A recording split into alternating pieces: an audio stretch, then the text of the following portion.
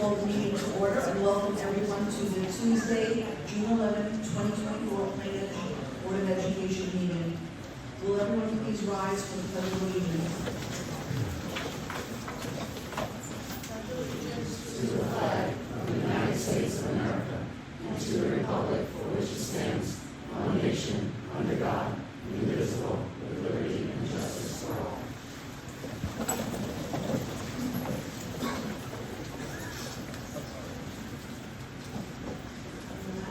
Superintendent's comments. Good evening, everyone. Tonight is a very special night. We're all gathered here together to celebrate a number of items, a number of special items with us. So first up, I would like to ask that we recognize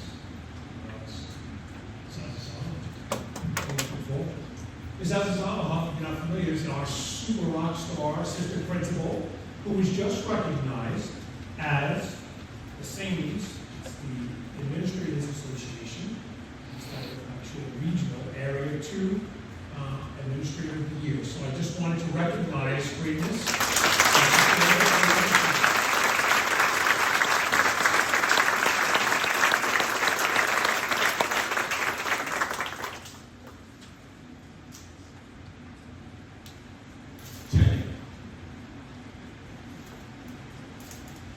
New York State has a tenure law since 1917. And in 1980, all public school administrators, teachers, and teaching assistants were included under the tenure law. What does tenure actually mean? New administrators, teachers, teaching assistants are on probation for 4 years of their careers. Tenure is granted by the Board of Education only upon the recommendation of me, Superintendent of Schools. Following a comprehensive observation and review period of 4 years for all probationary employees. We have very high standards here on Plain Edge. We're looking for the elite. We're looking for the people that are open and love, that love children, and want to do anything possible to make their day better. That's what our job is here. At this time, I'd like to share with the Board of Education, Central Administration, and the Plain Edge community that without any reservation, I highly recommend Ms. Kerry Barbera from the John H. West Elementary School instruction staff for attending this evening, for meeting and exceeding our high expectations on a daily basis, and completing our probationary period here in the Plain Edge Public Schools. A big round of applause.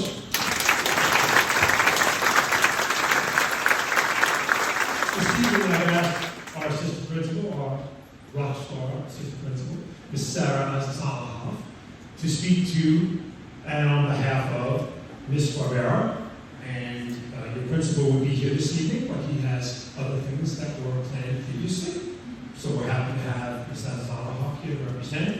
At this time, I'd like to invite our board president, Dr. Linda Nadian, assistant principal Azazama, and Mr. Perry Fuchs, president of the Federation of Teachers, to join me at the podium in the front of the room.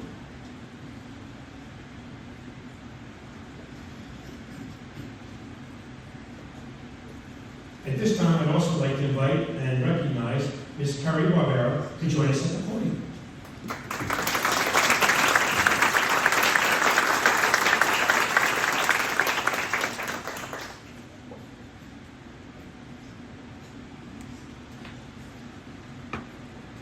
Mr. Maizano wishes he could be here tonight to celebrate you, but I'm going to say a few words on his behalf. Mrs. Barbera joined us at West this September after teaching in the middle school for 2 years prior. Carrie's no stranger to receiving tenure, and she was tenured once before as a teacher in New York City's Department of Education. She came to us with vast experience, planning to meet the needs of each individual student through engaging lessons. In the short time that we've gotten to know Carrie, we've come to find that she is a caring and compassionate educator who builds wonderful relationships with her students and their families.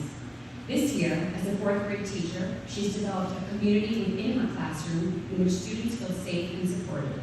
Carrie maintains regular communication with her families and is responsive to their needs. She truly understands the diverse needs of her students and has the skill set to meet her students where they are as learners, whether they need to be supported or challenged. Anytime I walked into her classroom or nearby, you can see her students smiling, engaged with their work. Her students truly enjoy learning from her. It is a pleasure having her on the team at West, and we look forward to working with her for years to come. Congratulations.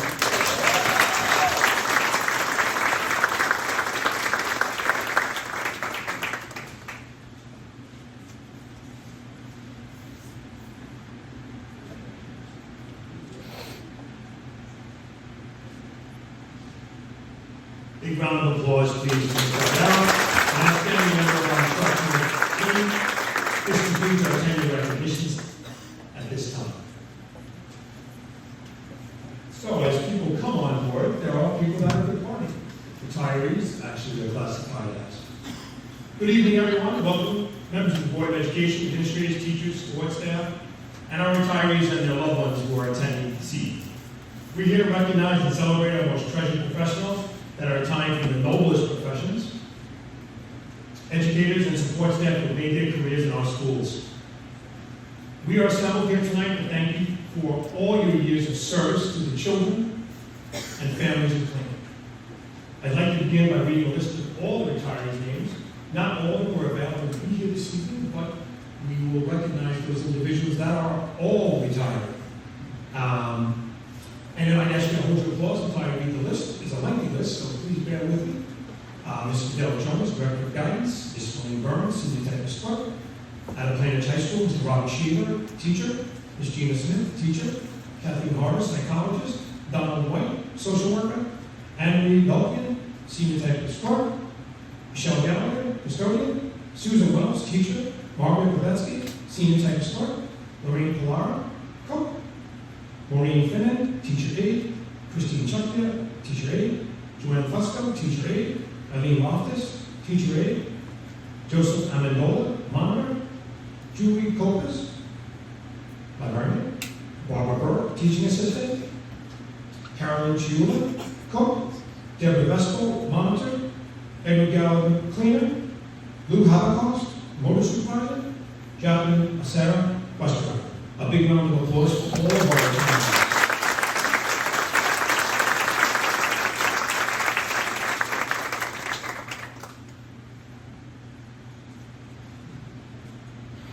Facts about people that work in schools. I'll often tell the story. Almost everyone has a story about a teacher or a member of the staff that has touched them, that has motivated them to want to do more, to be the best they can possibly be. That's the job. That's what we do every day. Every single person that's on the staff is important to me, as well as the Board of Education and the Planners community. Because we tell you every day you're going to come here, and you're going to learn, and you're going to have fun. And yes, you're going to be challenged. That's part of school. The rest of your life you'll be challenged. There are those we remember. Their legacies live on in the professional and personal achievements of those who passed through their classrooms, or hallways, or fields. And they still inspire long after the last class. There are more than 3 million teachers in the United States of America in public schools, according to federal statistics. Sounds like a lot until you consider there are approximately 51+ million K-12 students to teach. The vast majority of teachers are women. The fact that many teachers are women probably isn't a surprise to some, but the percentage might be larger than you think. It's nearly 77%, and more than 54% of principals are women as well. My dad and stepmom are both teachers. My mom is a bus driver. So I've had first-hand knowledge of how hard teachers work every day. I had a chance to witness it. I've been in school my entire career, my entire life. I love it every minute. We're all envious of this glorious summer vacations most teachers get, but according to surveys, teachers work on an average of 50 or more hours a week. And many choose to not have a summer vacation at all. They're attending professional development courses, because usually during the first 10 to 15 years of a teacher's career, they're usually involved in higher education. They're looking to improve their craft. They're looking to learn. They're looking to become a better teacher. And as many as 30% of teaching years have teaching jobs over the summer. Could I ask those retirees that are present tonight to please stand at this time? Please, everyone, please stand. Big round of applause.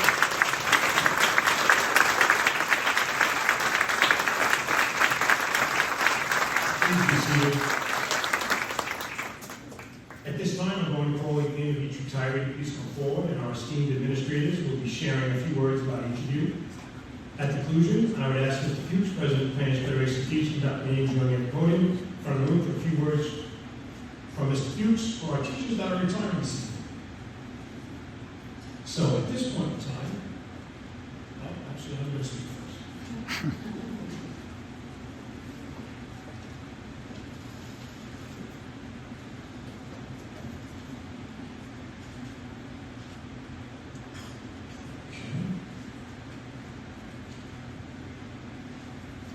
actually going to switch it up. At this time, I'm actually going to invite up Lauren Ioka to speak about Ms. June Smith. Please come up front. Gina, please join us at the podium.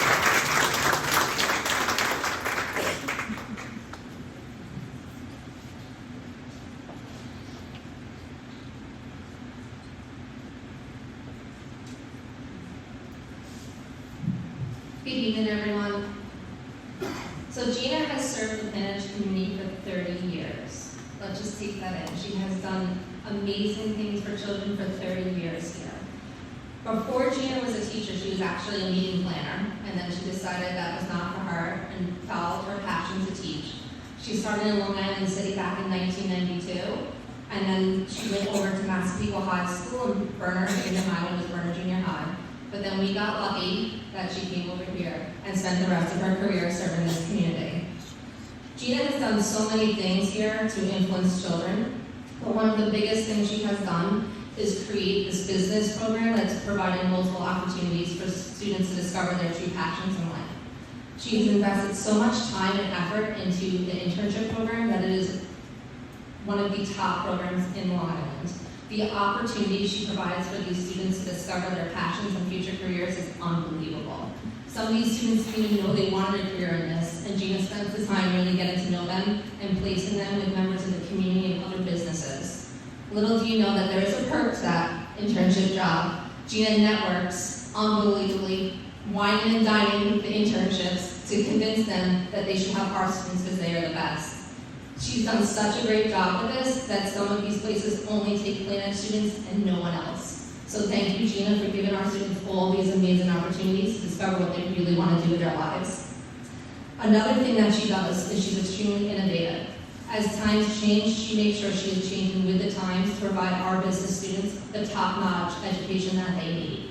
She evolved from Cisco to AP Computer Science principles to make sure that our students were going to be going off to college ready and prepared with the top students in the nation.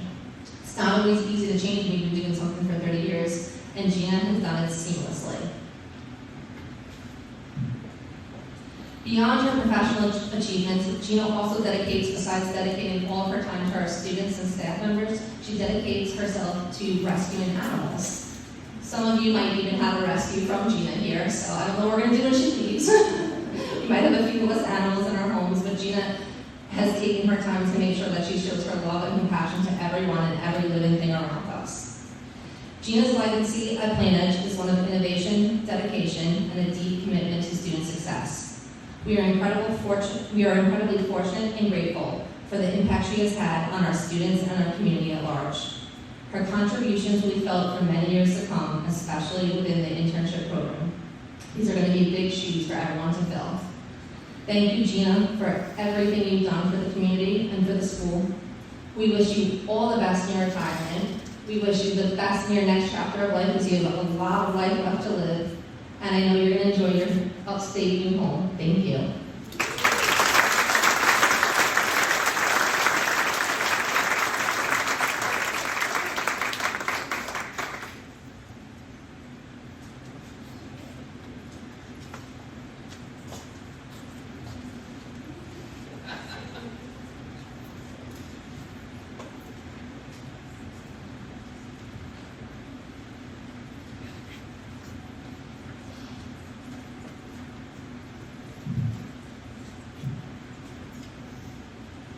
So at this time, I'd ask Mr. Del Jones to please join me in the front.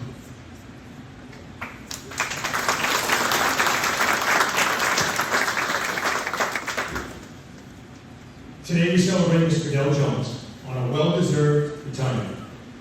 Del has been a valuable member of the Plainedge team for 19 years. Del joined the Plainedge family after leaving Baldwin Senior High School in 2005, where she was a business teacher, guidance counselor, and an administrative team member. As the Plainedge Director of Guidance and Support Services, Del oversees the operations of guidance and support services, as well as coordinates and presents various parent workshops related to the college search, college placement, evaluation, student orientation, financial aid, and grade 10 level transition. She works closely with our district-wide guidance counselors, nurses, and social workers to provide support and counseling to individuals facing academic, personal, or social challenges. Her commitment to ongoing professional development and staying informed about current trends in research and best practices in counseling and student support services made her an incredible leader in the department. Riddell is keenly aware of our students' interests and used that knowledge to create a high school master schedule that provides students with opportunities to earn college and AP credits as they explore their areas of interest. Some, many I should say, graduate with a minimum of 20 credits for higher education and as many as 40. Riddell has had an excellent rapport with individuals at all levels, students, colleagues, parents, community members. Her strong interpersonal skills and knowledge allowed her to create a cohesive guidance and social emotional learning program across our elementary, middle, and high schools. She regularly provided opportunities for student exposure and exploration of college and careers via spirit weeks, visitation, and workshops from pre-K through 12th grade. To support this, she expanded and increased participation in college fairs and has worked with numerous organizations to create shadow experiences for students to explore community service activities. Riddell encouraged students to challenge themselves by taking high-level courses, increasing their exposure to coursework that will enable them to do well on state and national examinations. Her work has continued to increase our four-year college enrollment among graduating seniors at the highest ever. She has successfully run our SAT, ACT, pre-SAT administrations, and seamlessly transitioned us to the digital phase of all of these exams. She is the consummate professional, a team player, and is willing to support any endeavor related to student, staff, and community success. Ms. Jones was instrumental in the development of our character education program in pre-K through 12 grades and our advisory program at the high school. Through her efforts and hard work, she helped all the building teams be recognized for promising practices in character education, as well as 2 of our schools becoming state and national schools of character just in the past 2 years. Ms. Jones felt this endeavor was essential to all our students across the district to help them develop the vital life skills of empathy, respect, responsibility, and to become well-rounded and successful individuals who contribute positively to our society. Riddell is engaged in various organizations, including serving as the co-founder of the Black Authors Festival, which aims to spotlight African American authors. In 2022, she was recognized at the Banner Her Awards, an event dedicated to celebrating women's empowerment. Additionally, she was honored at the town of Babylon's 34th Annual History Month program in 2023, which commemorates women who share our stories. Actually, there was in my alma mater in Copiague High School in the auditorium. On a personal front, Riddell's enthusiasm for a YouTube series, Let's Kick It with the Joneses, is both inspiring and infectious. In this captivating show, she opens the door to her family's life, fostering genuine and candid conversations with her husband, Jeremiah, and their children, Maya and Marcus. She loves spending time with her family. She'll have more of it now. Whether it's traveling or in search of an opportunity to show off their amazing voice through a good old karaoke song. While you will be missed, we celebrate the countless lives that you have positively impacted during your career here. As you transition into retirement, we extend our heartfelt gratitude for your years of service and wish you endless joy, relaxation, love, and fulfillment in the days ahead. Congratulations. Please join me in recognizing this amazing woman.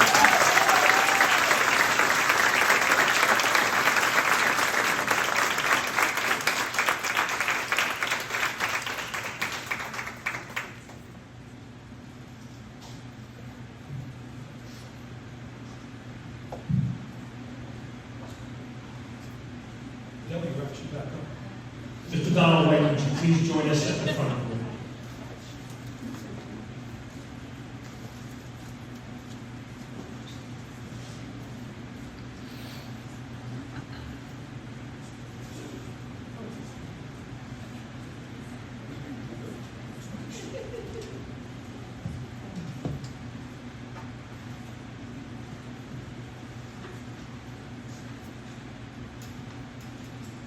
Congratulations, Don.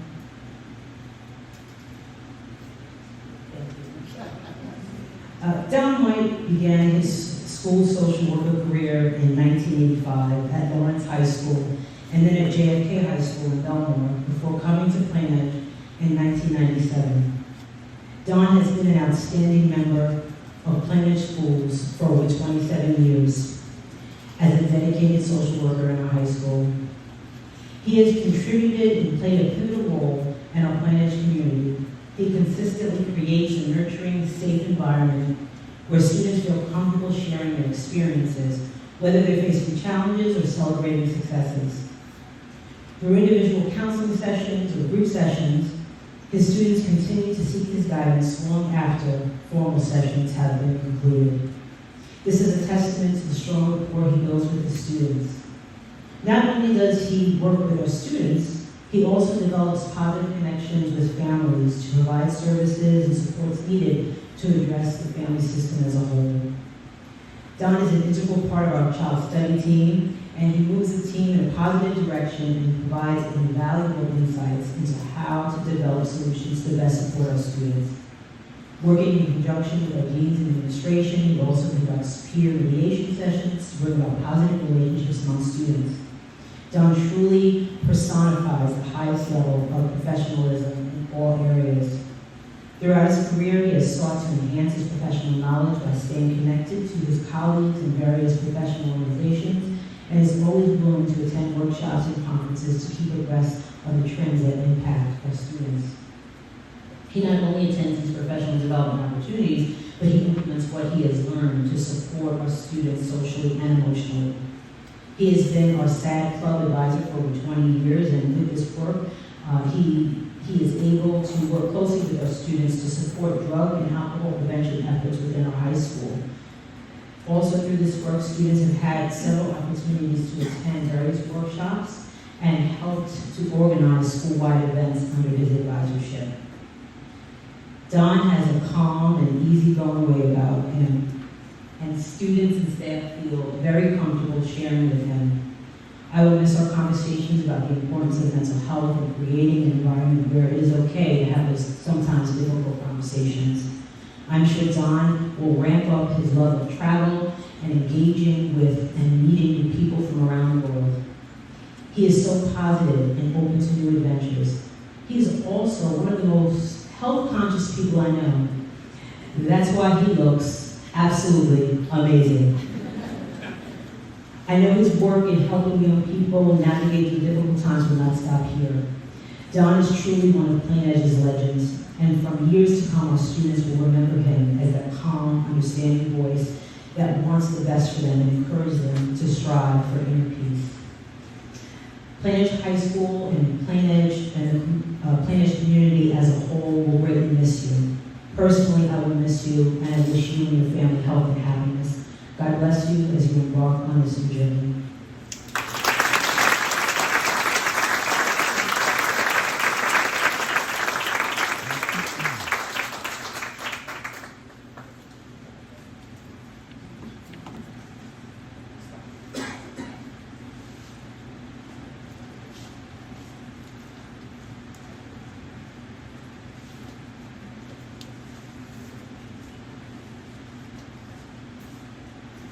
Miss Anne Marie Belkey, could you please join us at the podium, as well as Ms. Jones?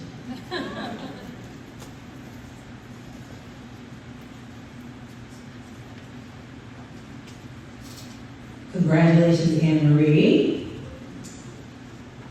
So, Anne Marie has been a cherished member of our high school guidance department since 2018.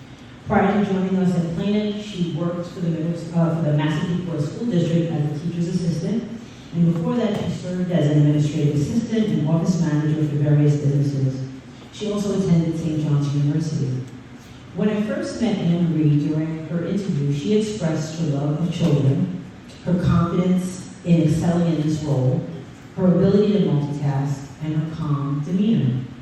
I can definitely say that every part of this is 100% true. And for the past 6 years, she has proven to be an asset, not only to our department, but to Plain Edge schools as well. Anne Marie is responsible for so many things in our office, from our vocational programs to our college dual enrollment partnerships, home tutoring, college application processing, and more. With all that being said, Anne Marie makes sure that all of her responsibilities and tasks are completed with the utmost professionalism. She takes on all roles with confidence and is also a great teacher. She has trained several other clerical staff in various tasks with patience and thoroughness. When students, teachers, parents, and anyone who walks into our office She always is that welcoming smile, and she's committed to making sure that everyone is taken care of. She goes above and beyond. And I'm not sure if any of you know this, but she actually won a P-Town Guiding Award for the chillest person in the office. A guiding, yes. Her calm demeanor is a welcoming presence to our guidance family. And speaking of family, Anne Marie is devoted to hers. And within the 6 years here at Plainedge, her family has grown in the most beautiful ways, with milestones, marriages, grandchildren. I'm genuinely thrilled for her and her husband Peter as they embrace this new chapter together with their daughters Christina, Angela, and Bridget, as well as their grandchildren Kevin, Skylar, Mackenzie, and one on the way. It has been an absolute pleasure working with you. Anne Marie, I wish you a healthy and happy retirement. We're going to miss you greatly. I know you will continue to travel, chill, and enjoy life. God bless you and your family as you embark on this exciting new journey.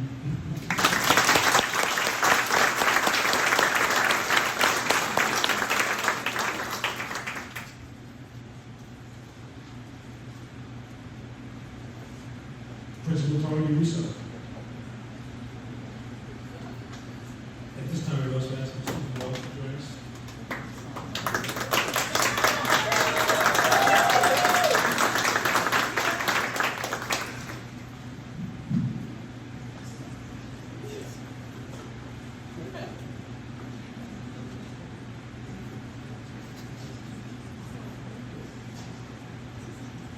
Sue Wells.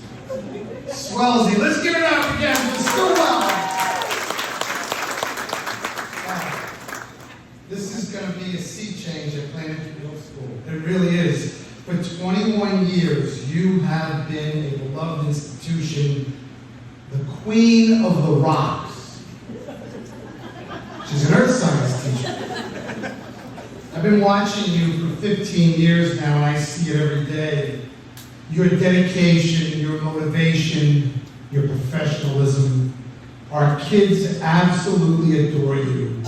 And one of the long-term telltale signs of how much a teacher is adored is when they come back to visit, and they come back all the time to see Sue Wells.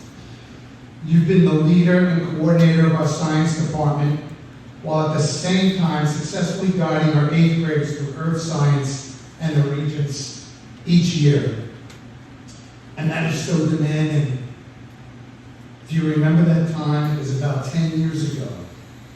And for some crazy reason, I got the bright idea that we didn't need a science coordinator. Remember that?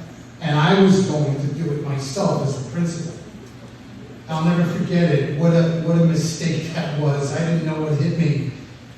And at the end of the year, I came crawling up to your classroom and I begged you to come back as a coordinator. And you could have said, tough luck, Tony, I told you so. But you're a professional and you were so gracious. And the science department has lived happily ever since. Thank you for that, Sue. Thank you for your special brand of rapport with students. Thank you for loving them, providing them tough love when they needed it.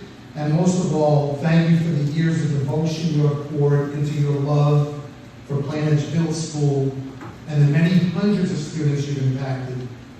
Enjoy your new life, the walks, the hikes, Naples, Florida. May God continue to bless you with many, many, many years of good health and happy times. Congratulations.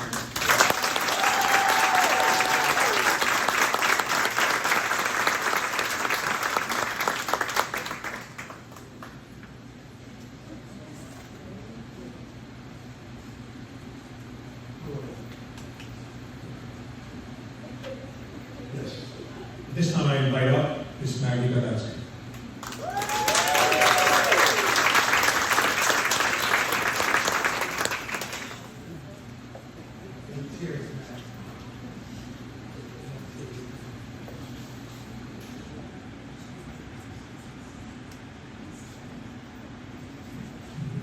Maggie Badowski, better known as Mags.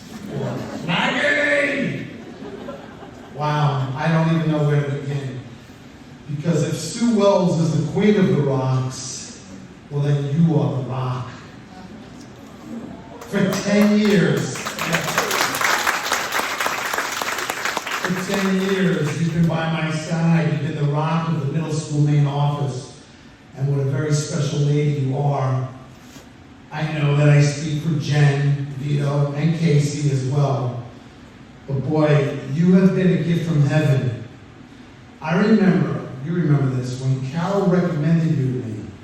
And I kept saying to her, I need someone who is good. I need someone who's really good. I need the best. Well, you were filling big shoes at the time, and quite frankly, I can't even remember who you replaced now. It's kind of like when Lou Gehrig went in for Wally Pipp. Any casual baseball fan can understand the magnitude of that reference. I needed the best. Well, in my wildest dreams, I could never have imagined what we were getting. We got the finest, the preeminent, the premier, the supreme, the unrivaled, the unsurpassed, the optimum, the incomparable. I think you all get it. Yeah. Maggie grinds. She puts her head down and she grinds every day. Even when we're having some laughs, I have to plead with her to stop what she's doing. But the answer is always, I gotta get this done, Tony, I gotta get this done. Or when it's quitting time and Mags is still at her desk and she tells me, I just need to stay and get a head start on this. Maggie keeps us centered, focused. She always knows what's coming up today, next week, in a month. She's on top of everything, but most of all, Maggie is family. We share incredibly personal lows together, and we share incredibly personal highs together. And those are things that cannot be put into words. Those are feelings, those are emotions. They're times that we spent together. We live together in that main office. Yes, everyone is replaceable, but Plainedge Middle School will never be the same without you. It will be different. We will continue to move forward, but it will never be quite the same. Maggie, may God bless you and your family, and may He grant you many, many happy, healthy years to come as you begin your new life.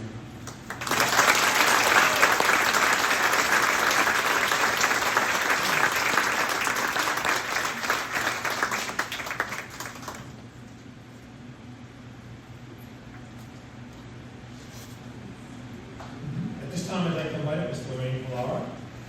Mr. Reese would like to say a few words.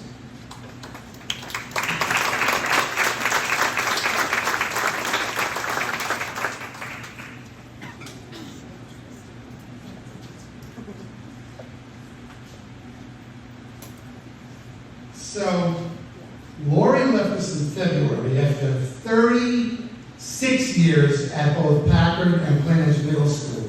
She finally said enough is enough. So as a former math teacher, I began to really think about the numbers.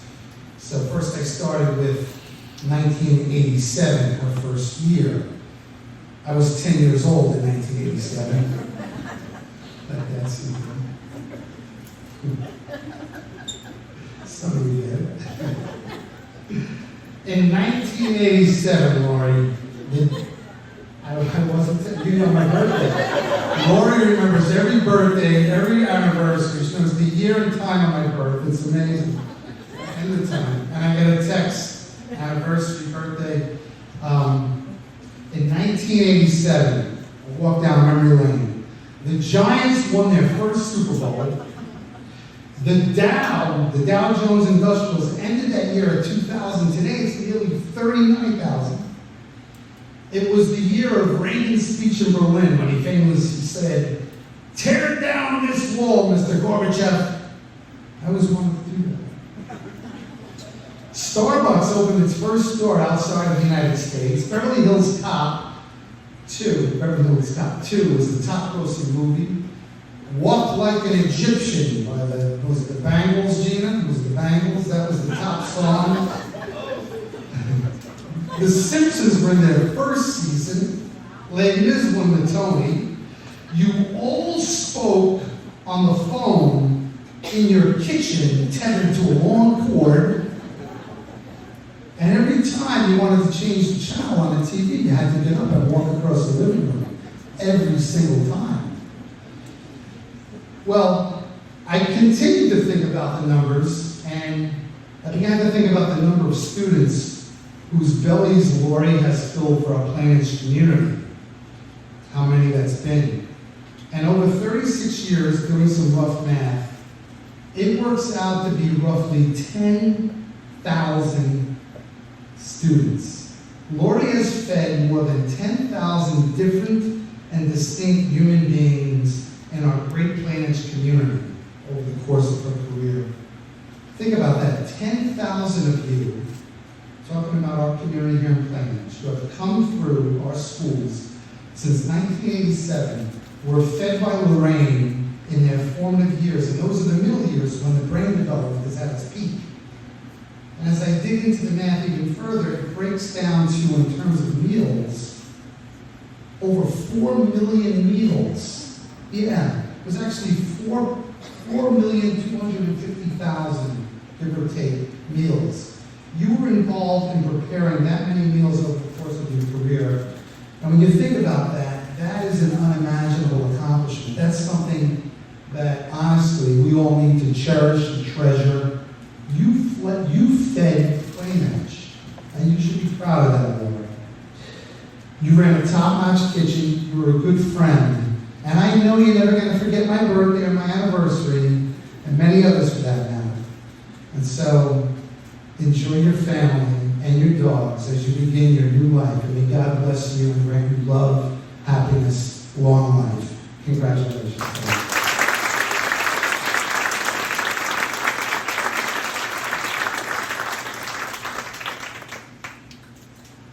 Thank you, Mr. Prince. At this time, we would like Sarah Salahoff to be joining me, and I'd like to invite up Mr. Joanne Fusco.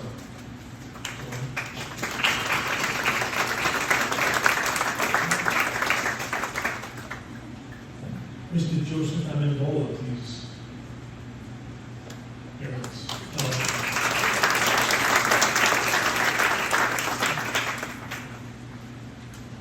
Once again, I'm speaking on behalf of Mr. Maisanos, but also from me as well. So Mr. Joe, as he is so fondly known, by both students and staff alike, was a lunch monitor at West for 12 years.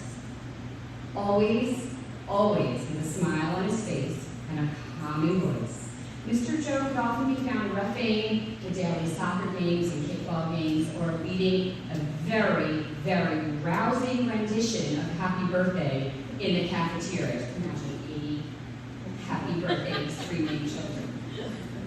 Later on in his career, we find Mr. Joe working with our life skills students, tossing the ball back and forth, also at recess.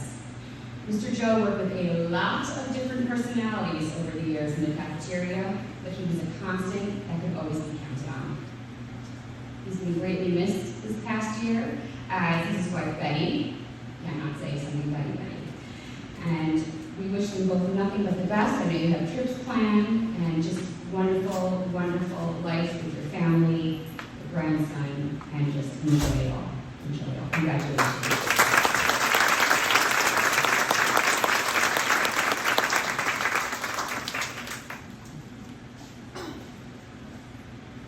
At this time, I'd like to invite up Principal Jennifer Thurl and Ms. Julie Coles.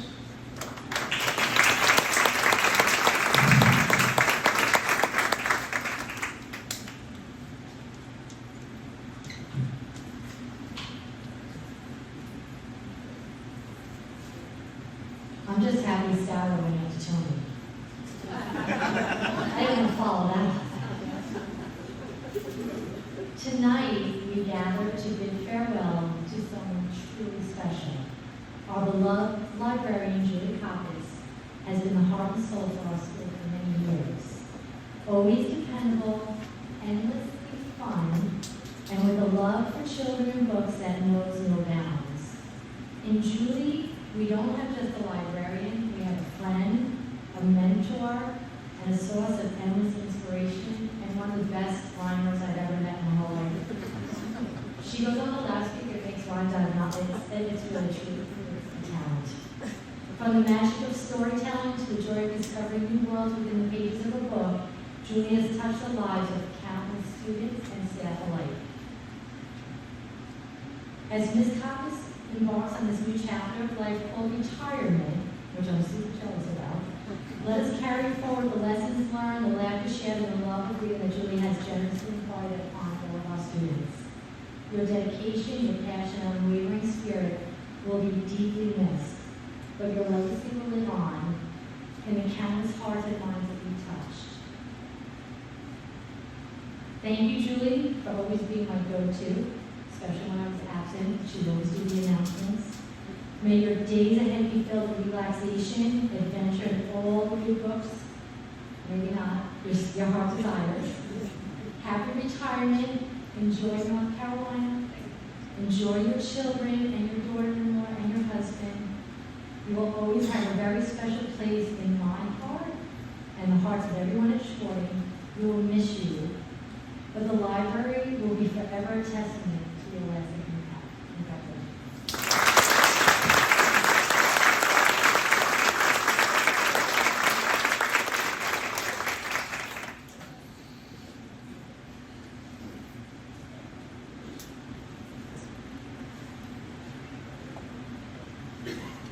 At this time, I'd ask Ms. Barbara Burke to please join us at the podium.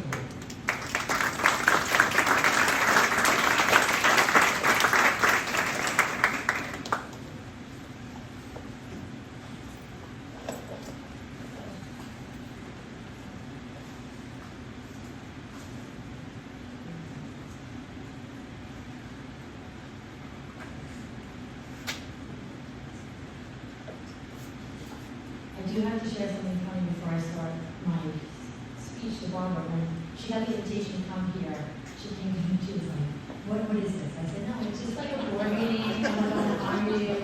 I'll say a few words, you'll stand there.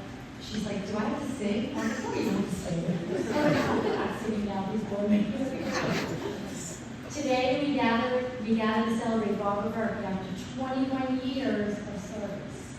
Throughout her career as a teaching assistant, she has dedicated her heart and soul to supporting our special education students.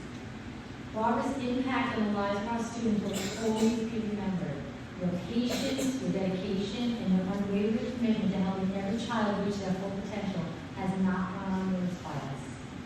As you embark on this new chapter of your life, we wish you well. We don't know what we're going to do with the greenhouse now. We've all had a green dot, and we'll see her bringing in troves of plants to the greenhouse in September. She takes them back out in June. So hopefully you'll come back and help us keep everything going. We thank you for all your years of service. May your retirement be filled with joy, relaxation, and countless happy memories. Enjoy your family. Enjoy every concert you go to. Enjoy all of it. Congratulations, and thank you for everything you've done.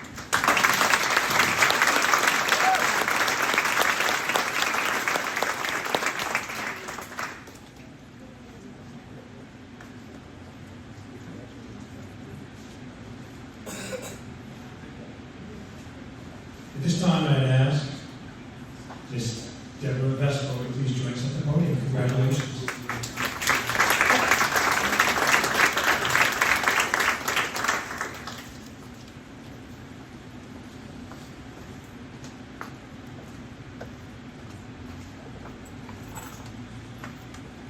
Tonight is a special night as we gather to celebrate someone who has played, and I don't say this lightly, a crucial role in our school. The lunch monitor is the hardest job. It's right there to being a bus driver, especially in elementary school.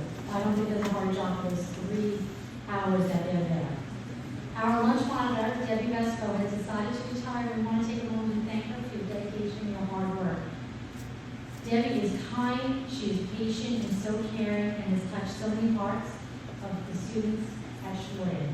They love Miss Debbie, they get excited when she comes to get them. She has a cool temperament. I've never even heard her raise her voice in 10 years, never not once. Not even to me.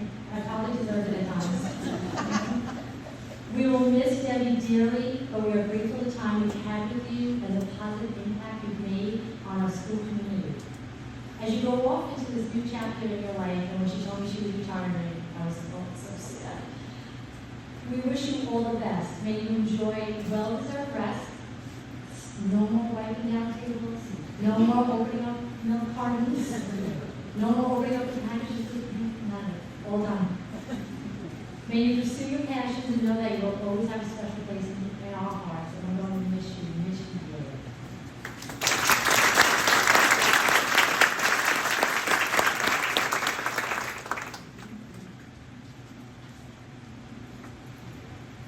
Thank you. At this time, I'd like to invite up Peter and Brazza and Mr. Brian McCarthy.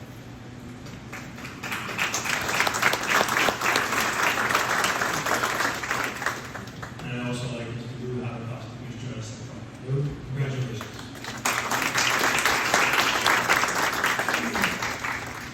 Lou Brian had a family application tonight, couldn't make it, so better or worse, I'm So a little bit about Lou. Lou's a Massive People graduate. He started his career in bus mechanics right out of high school, and he came to Plainage in 2004, and been with us for almost 20 years. To give you an appreciation of what Lou does, aside from performing routine maintenance on our 40-plus buses and our 12-district vehicles, Lou is tasked with ensuring that all buses are always ready to safely transport our students. I'm not sure if any of you realize this, but our buses fall under the purview of the Department of Transportation and are inspected twice a year. If a bus fails inspection, the stickers are scraped off, the bus is put on the side, can't be driven, where the repairs are made, and the buses are being inspected.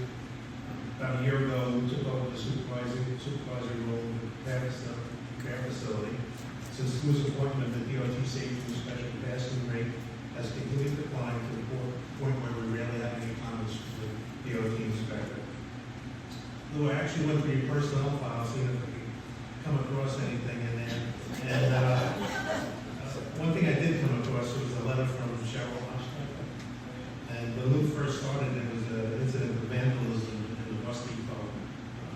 34 buses were taken out of service. And as Cheryl described it, it was a snowy day, cold. Lou was out there changing all the tires by himself on the buses. And by the end of the day, the buses were up and ready to transport the students. And she wrote a beautiful letter of commendation to Lou. And I just, Brian and myself, really want to thank you for always being willing to transport the students. We're short-handed. Certain days, we might not have enough bus drivers doing the normal routes, so Lou's always the first one to volunteer and help out in that. And just one thing I wanted to tell you was that trouble in retirement is that you never get a day off.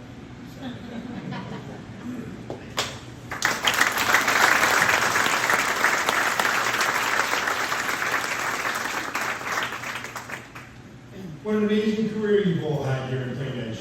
You're all just getting started in the next leg of your journey in life. I'm proud to have been your superintendent for the last 13 years, and on behalf of the Board of Education, the entire Plainage community, I want to wish you a very happy and healthy retirement. Thank you everyone for attending our celebration of our retirees. We will now recognize our amazing Board of Education trustees that are completing their terms at the end of this month. Directly following, we will take a short recess to enjoy some beverages and fabulous cake from Uncle Joey's Rainbow Explosion International. Joe and his family, I've been a fan since the early days, and we've done an amazing job, and he has some special treats for you tonight. At this time, I'd like Dr. Nady to please join me at the front. Congratulations to Dr. Nady.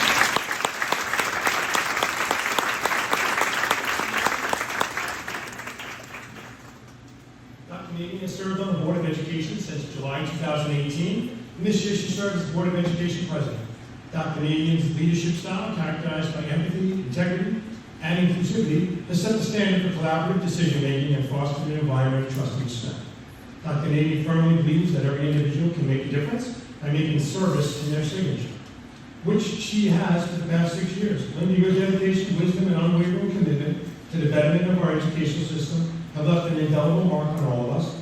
Through your efforts, you have helped shape policies, champion initiatives, and advocate for the needs of every student, ensuring that each one has the opportunity to thrive and succeed.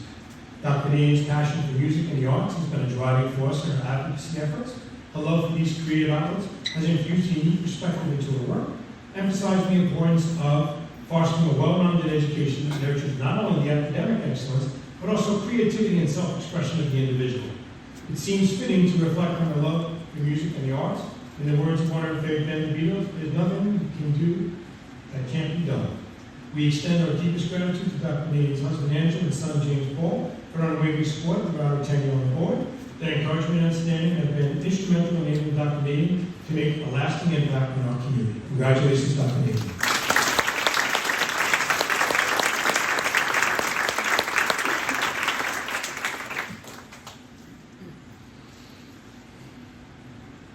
Thank you, everybody.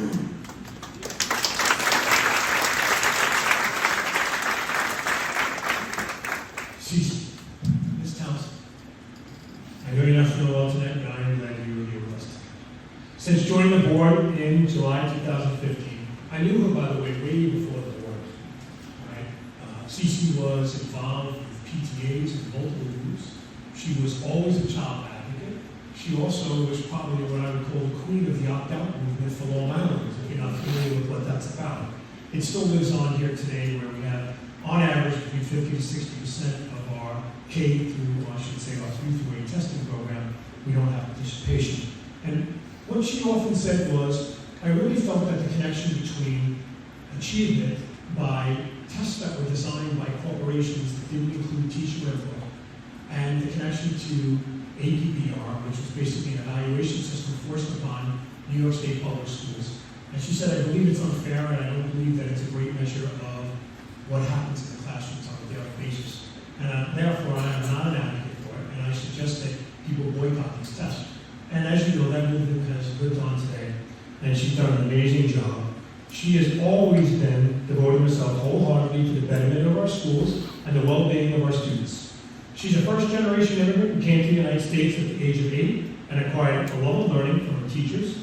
Ms. Townsend served as the Charles E. Schwing Elementary School PTA president, Plainedge Middle School PTA president, and on multiple PTA committees throughout her career. Along with balancing both her family life and business, she was committed to her involvement in the church, school, and this community, Plainedge. Cece advocates for all children. Her vision focused not only on the academics, but also on the mental, physical, and emotional well-being of students. Cece has been instrumental in creating awareness about the challenges of implementing the next generation learning standards and the deficiencies in the manner by which the New York State tests our children. She's been an advocate for creating and expanding educational areas such as STEAM, the arts, music, extracurricular activities, and athletics. Cece has been dedicated to advocating for all her children and their families and members of the Plainedge community. Thank you, Cece, for your leadership, advocacy, and unwavering belief in the power of education to transform lives. Your impact will continue to resonate for generations to come, and I'm going to come to you and I'm going to bring you your flowers and your plaques along the way. Congratulations to the parents.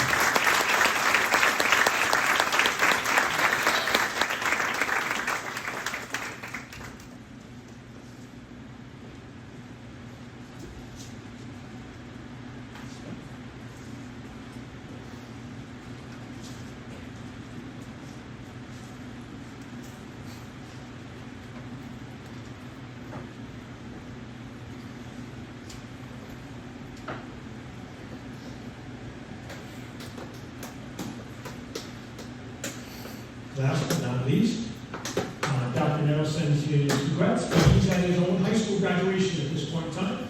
If you're not familiar, he's a psychologist in a neighboring school district, and their graduation's tonight. So I can't let it go, but I need to speak a little bit about Dr. Nettle. He's been a cherished member of the Board of Education since February 2018. He's been a steadfast advocate for students, parents, and educators of the Plainedge School District for the past 7 years.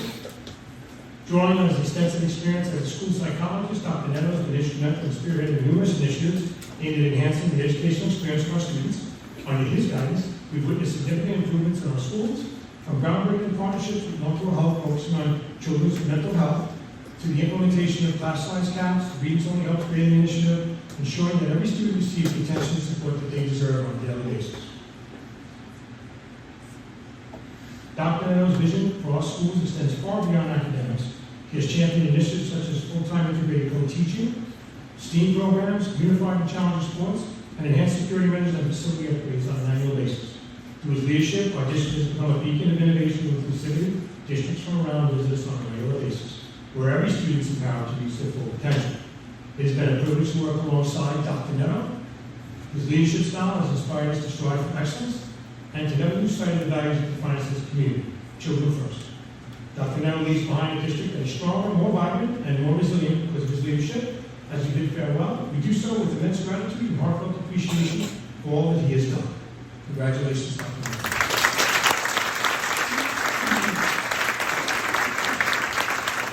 At this time, we're going to take a short recess. And first of all, a big round of applause to all of our retirees.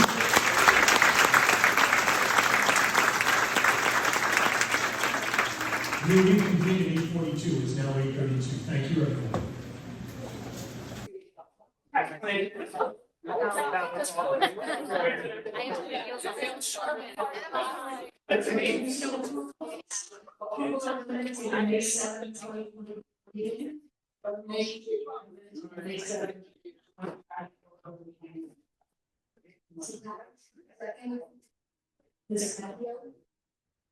All in favor?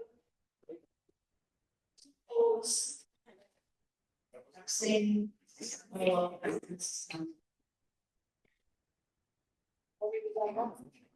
got it. Approval of the minutes of May 21st, 2024 meeting. Do I have a motion to approve the minutes of the May 21st, 2024 meeting? Mr. Harris, second. Mr. Maggio, or Mr. Bailey? That's right. Do I have a second? Oh, yeah. All in favor? Opposed? Abstaining?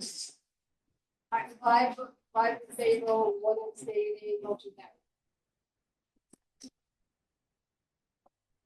Warrant reports, so the motion to approve warrant reports 114, 116, 117, 120, 123, 125, 127, 129, and 130. Ms. Maggio, second. Mr. Harris, all in favor? Opposed? Motion carried. Treasurer's report.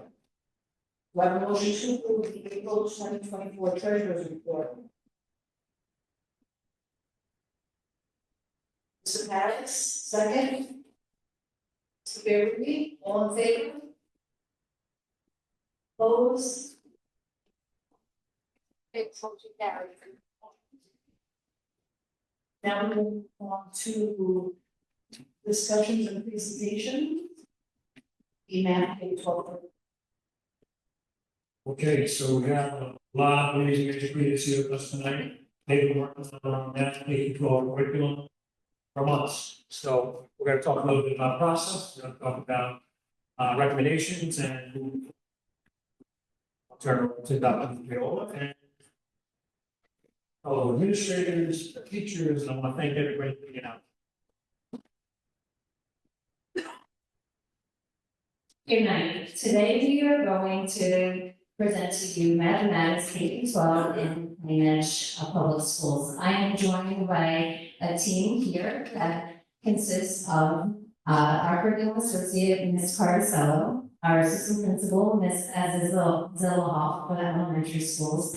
And we have elementary, middle, and high school math teachers here with us. We have Danielle Cirillo, Julianne Fillinger, Kelly Grosser, Catherine Galino, Christy Kalinoglu, Anderson O'Keefe, Shannon Scarano, and Christopher Wentz.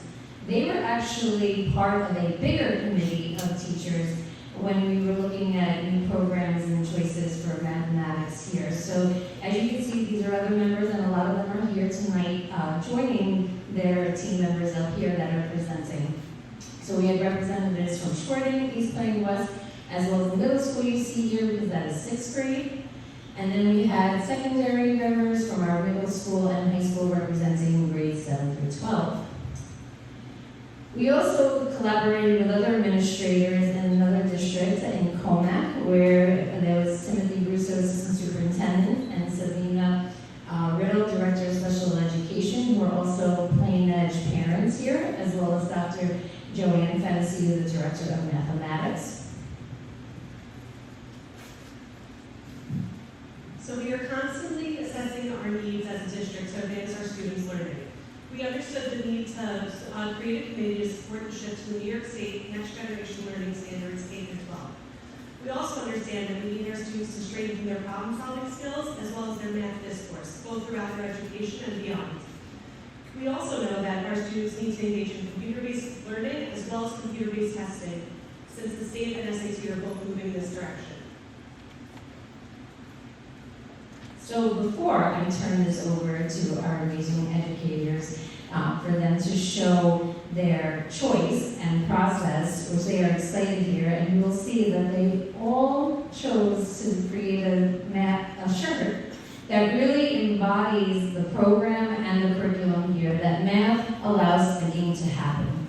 So before we do that, we are going to start with a warm-up to get you in your mathematical mindset. So I'm going to ask the board, which one of these do not belong? Mr. Avery? Why do you say the top right? Okay, because it's not a triangle. Okay, anyone else? Dr. Nadine? The gray one. The gray one, why?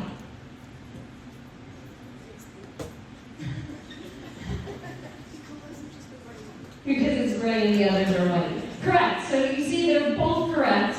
There's not just one correct answer, and it really gets the mathematical juices flowing in our students. So we're going to kick it up a notch. Same question, and now with some numbers. Of these four, which one does not belong? 16. 16, why? Even. It's even. Anything else? 43, why? It's not a perfect square.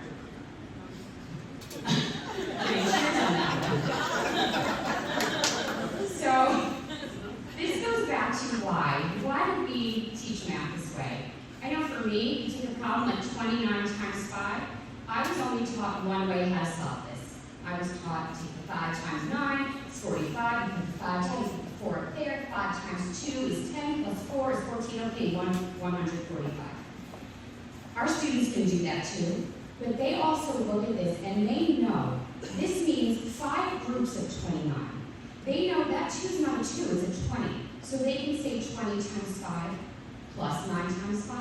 They can say 30 times 5 and they can subtract a group of 5. Our students, just like you all were able to look at those numbers and think differently about it, our students do that as well. By creating mathematicians, by creating problem solvers, we are preparing students for the workforce of the future. And we know we hear parents say, but I only learned how to do it that one way. I don't know how to help my child. I promise stay tuned because we're going to talk about that later in this presentation. As a committee, we looked at 4 different math programs. This includes iWriting, Illustrative Math, Boe Math, and Envision Mathematics. Our timeline and process started back in December 2023, where we created a rubric to evaluate the 4 previously mentioned programs. We then had demonstrations come in from the 4 programs so our teachers could evaluate each specific one. After we chose our program, we were able to visit Comac School District, where we saw the program in action, and we also got to collaborate with their teachers. Additionally, we had Math come in, and they presented to our elementary, middle, and high school teachers. Right now, our teachers are working on a scope and sequence, specific to each grade level aligned to the new program. They'll continue that work. Also this summer, we'll have professional development that will continue through the entire next school year. And in the fall, we'll be offering parent workshops. We focused on 8 different categories of our rubric. The first one was focus. We want to make sure the materials were aligned to each grade level based off the New York State standards. Then we looked at the coherence. We want to make sure that the grade levels had a flow between them. We looked at differentiation and balance. We want to make sure there that our students were supported, whether they need more foundational skills or more enrichment. Practice and content was something else we looked at. That was making sure that the content was aligned to the New York State mathematical practices. It was important to us to evaluate the teacher and parent supports to make sure everybody feels supported through this new rollout. We looked at the assessments, the student supports, and of course the intentional design. This is where we want to make sure that the materials are visually pleasing and engaging to our parents and students, both digitally and in print. So if you take a look here, this is a chart of the outcomes. I think it's important to point out that everything was rated on a 3-point scale. You'll notice there's a very clear front runner straight down the column. discussed, everybody looks at math a little differently. So this is the same exact data, but just in a bar graph form, showing that we still had that same thought pattern. And the outcome, if you didn't notice, is envision mathematics. We then took a look at the different districts on Long Island. We took a look at Nassau and Suffolk County that are engaging in envision mathematics now, or plan to engage them, and we're able to collaborate with them as well. As stated before, we reviewed different programs through the lens of the rubric, and we're excited to share some of the highlights of Envision that stuck out to our community. There were a lot of opportunities throughout the curriculum to explore concepts in a deeper way due to embedded time. Thinking of differentiation and meeting the needs of all of our learners, there's embedded intervention, extension, and enrichment activities, all while allowing for student choice. There's a large focus on academic language, which prepares students to use proper terminology and lends itself to seamless integration to all academic areas. Thinking about the needs of our community, Envision is translated into a wide variety of languages, and some of the other highlights that will be discussed later are 3-Act Math, the online tools, and digital manipulatives. Each Envision lesson follows a similar format across all grade levels. We will be exploring each component more later in the presentation. But as you may see, there's a whole class component, small group component, and independent work embedded into each lesson. This will allow for ample differentiation and support. Envision lessons begin with a solid share to promote discussions and deeper thinking about math. As you saw in the beginning of the presentation, when asked which is not belong, there are many different ways of thinking. These questions may help students how two things are alike, to choose a strategy, or to share what they notice. Here is an example from a grade 3 lesson. This lesson is about classifying shapes according to their attributes. The solid share is the entry point of the lesson, or the hook. It gives all students an opportunity to enter the lesson and conversation. This is the place for all students to feel comfortable sharing their mathematical thinking without feeling like they got it wrong. It provides an opportunity for students to share their different problem-solving approaches. Now let's look at some student work and see how they sorted the shapes.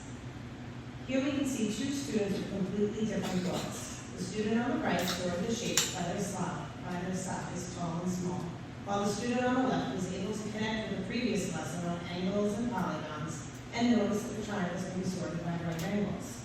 Both students are correct in their thinking. However, it gives the teacher information about each student so he or she knows how to engage the student during the lesson to enhance their mathematical understanding. Later in the lesson, students are presented with a convince me question which focuses on the mathematical concept from that lesson. It's a great opportunity for teachers and students to show their understanding of learning, all while enhancing classroom discussion. For teachers, they have the opportunity to assess student learning and collect data, figuring out how they can support each learner's needs moving forward, whether it's through small group instruction, further practice, or through challenge and enrichment work. For students, it's an opportunity to use and build the academic language, to develop and demonstrate tools and strategies while being problem solvers, to construct an argument, to explain and share their thinking, and to defend their reasoning, which are skills that they not only use in other academic areas, but in the rest of their lives. Here is an example of the convince me part of the lesson, where students can share their mathematical thinking with their peers and the teacher. Students will showcase their knowledge of the topic. In this case, it will be rhombuses and trapezoids. During a conversation about these shapes, students might say group 1 has 2 sets of parallel sides, while group 2 has 1 set of parallel sides. Now let's take a look at some student work where students push their thinking by drawing a shape that doesn't belong and then convincing me why it doesn't. In this first example on the top, the student drew a quadrilateral where it doesn't have any parallel sides. In the example on the bottom, the student drew a rectangle that doesn't belong to either group because it is not a rhombus and it has 4 right angles. Each student showing their mathematical thinking in a different way. Another component of some lessons is pick a project. Pick a project gives students the opportunity for a real-world application that creates interdisciplinary opportunities and projects for our students and teachers. There is also student choice embedded into each of these projects. This fosters student creativity. Here's an example that relates to the previously discussed grade 3 lesson.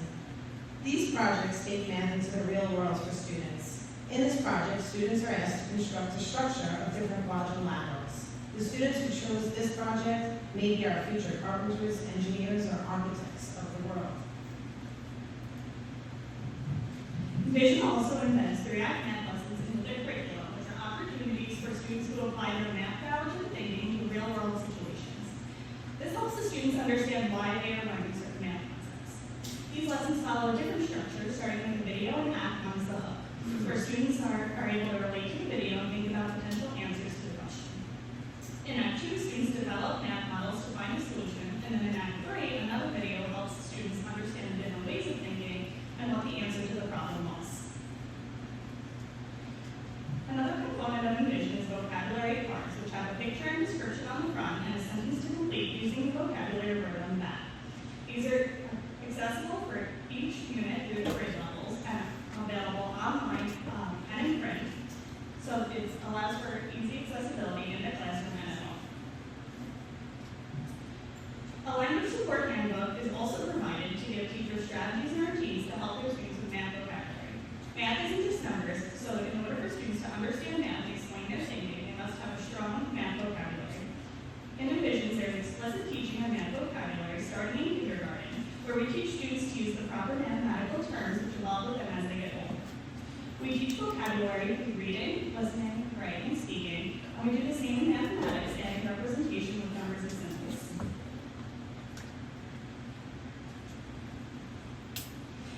As we know, the world is evolving with technology, so the way students learn is changing. We also see this shift with the SATs and state tests now being computer-based. Envisions allows us to meet students where they're at by providing digital empowerment. Students are able to take ownership of their learning as they can access the lessons online, take assessments, see their scores, and they can also access Grading Camp, which is digital manipulatives and tools for the students to use. Family Engagement Resources is a valuable tool that I wish I had when my children were at West. It will help families guide and advance students' learning and foster their success at home. For each topic, the Family Engagement page is broken into 3 sections: Topic Overview, Connect the Math, and the Lesson Breakdowns. The Topic Overview provides a preview of upcoming content with visuals to support understanding. Parents are presented with strategies, models, and explanations to help their students understand the concepts being taught. Families can use Connect the Math to tie the lesson to everyday experiences. This will help students connect the big idea to the world around them. For example, the Connect the Math that goes with the fraction topic you see here suggests when parents cut food into equal pieces, they can have their child name the fractional parts. The graphic you see is out of the lesson breakdown. It gives families worked out examples, definitions, and video support.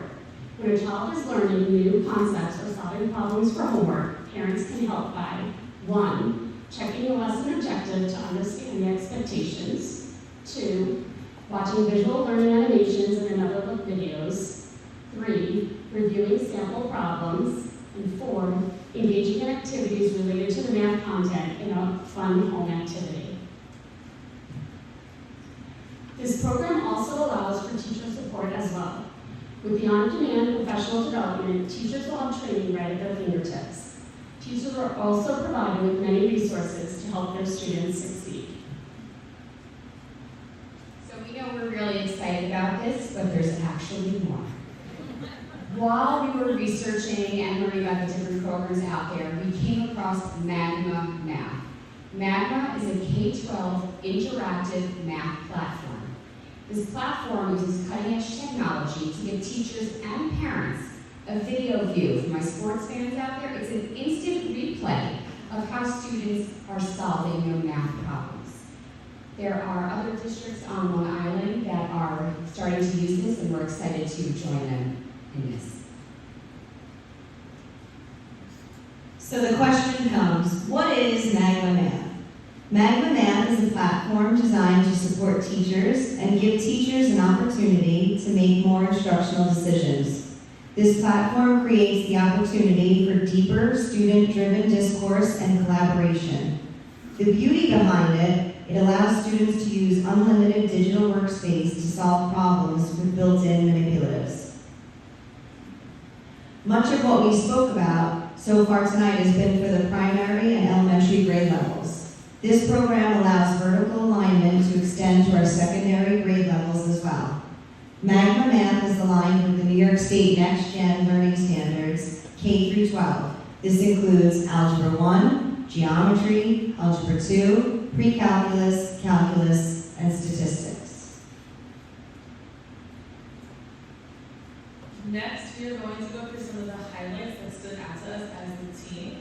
The heat maps are the best way to quickly get an overview of students' progress and achievement. By studying a heat map, teachers can easily identify problems that cause students difficulty or those who need a little bit of extra help. As well, Magma Math can be translated in over 140 different languages, and with their speech-to-text feature, students can hear a problem read aloud as many times as needed. With Magma Math, teachers can track students' progress across grade levels. Teachers can formatively assess students through their classes with do nows and exit tickets, as well as assess how the students did at the end of the unit. Another highlight is that you can differentiate assignments to accommodate students' needs, as you can see, easy, medium, and spicy.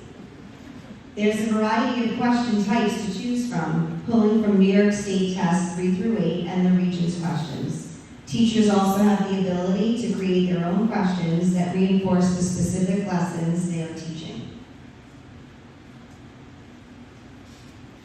One of the highlights of this program is the interactive nature of the platform. Students' answers can be projected for the whole class to see, while hiding their names to foster mathematical discourse. Additionally, teachers will have the ability to zoom in on particular answers and watch the video for the steps taken to solve it. This will help to create an interactive math experience and help hone mathematical editing skills.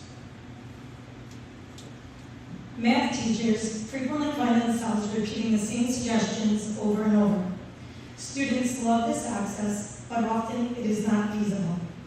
After researching large quantities of data on student submissions, Magma Math learned that the vast majority of student mistakes are not unique but common among peers. They incorporated an AI component to have suggestions at the students' fingertips to assist them in arriving at the correct answer. In this example, it says, what is the perimeter of the rectangle? The first student is thinking correctly, so the AI component gives them the clue, good thinking. In the second student mark, it says 3 times 4 equals 12. This student is finding the area by doing length times width. The AI component lets the student know, did you mix perimeter and area?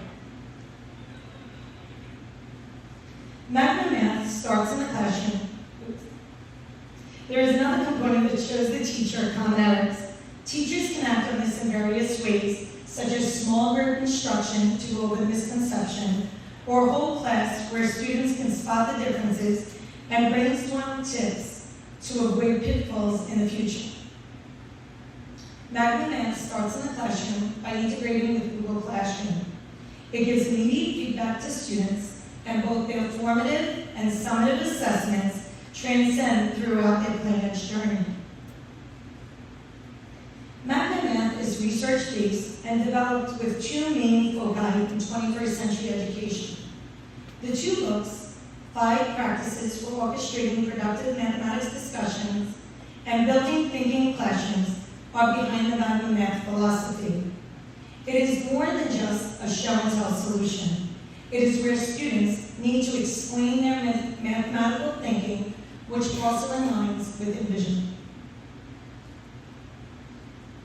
Moving forward, our curriculum writing committee will continue to work on the scope and sequence for each grade level. Additionally, we'll provide professional development with the help of Envision curriculum consultants this summer and throughout next school year. And beginning in fall, we'll offer peer workshops through the Teacher Center to support our community. We work district-wide, and I'm very proud how we have aligned our mathematics program K through 12 throughout our district. As you can see here, the diagram shows the different pathways at the middle and high school level based on teacher recommendation and student performance. This allows us to open up future flexibility in student schedules and opportunities for our students to explore their interests and gain college and AP credits in many disciplines. We continue to get feedback from the community that students often are able to attain enough college credits to enter college as a sophomore when they leave the doors of Plain Edge.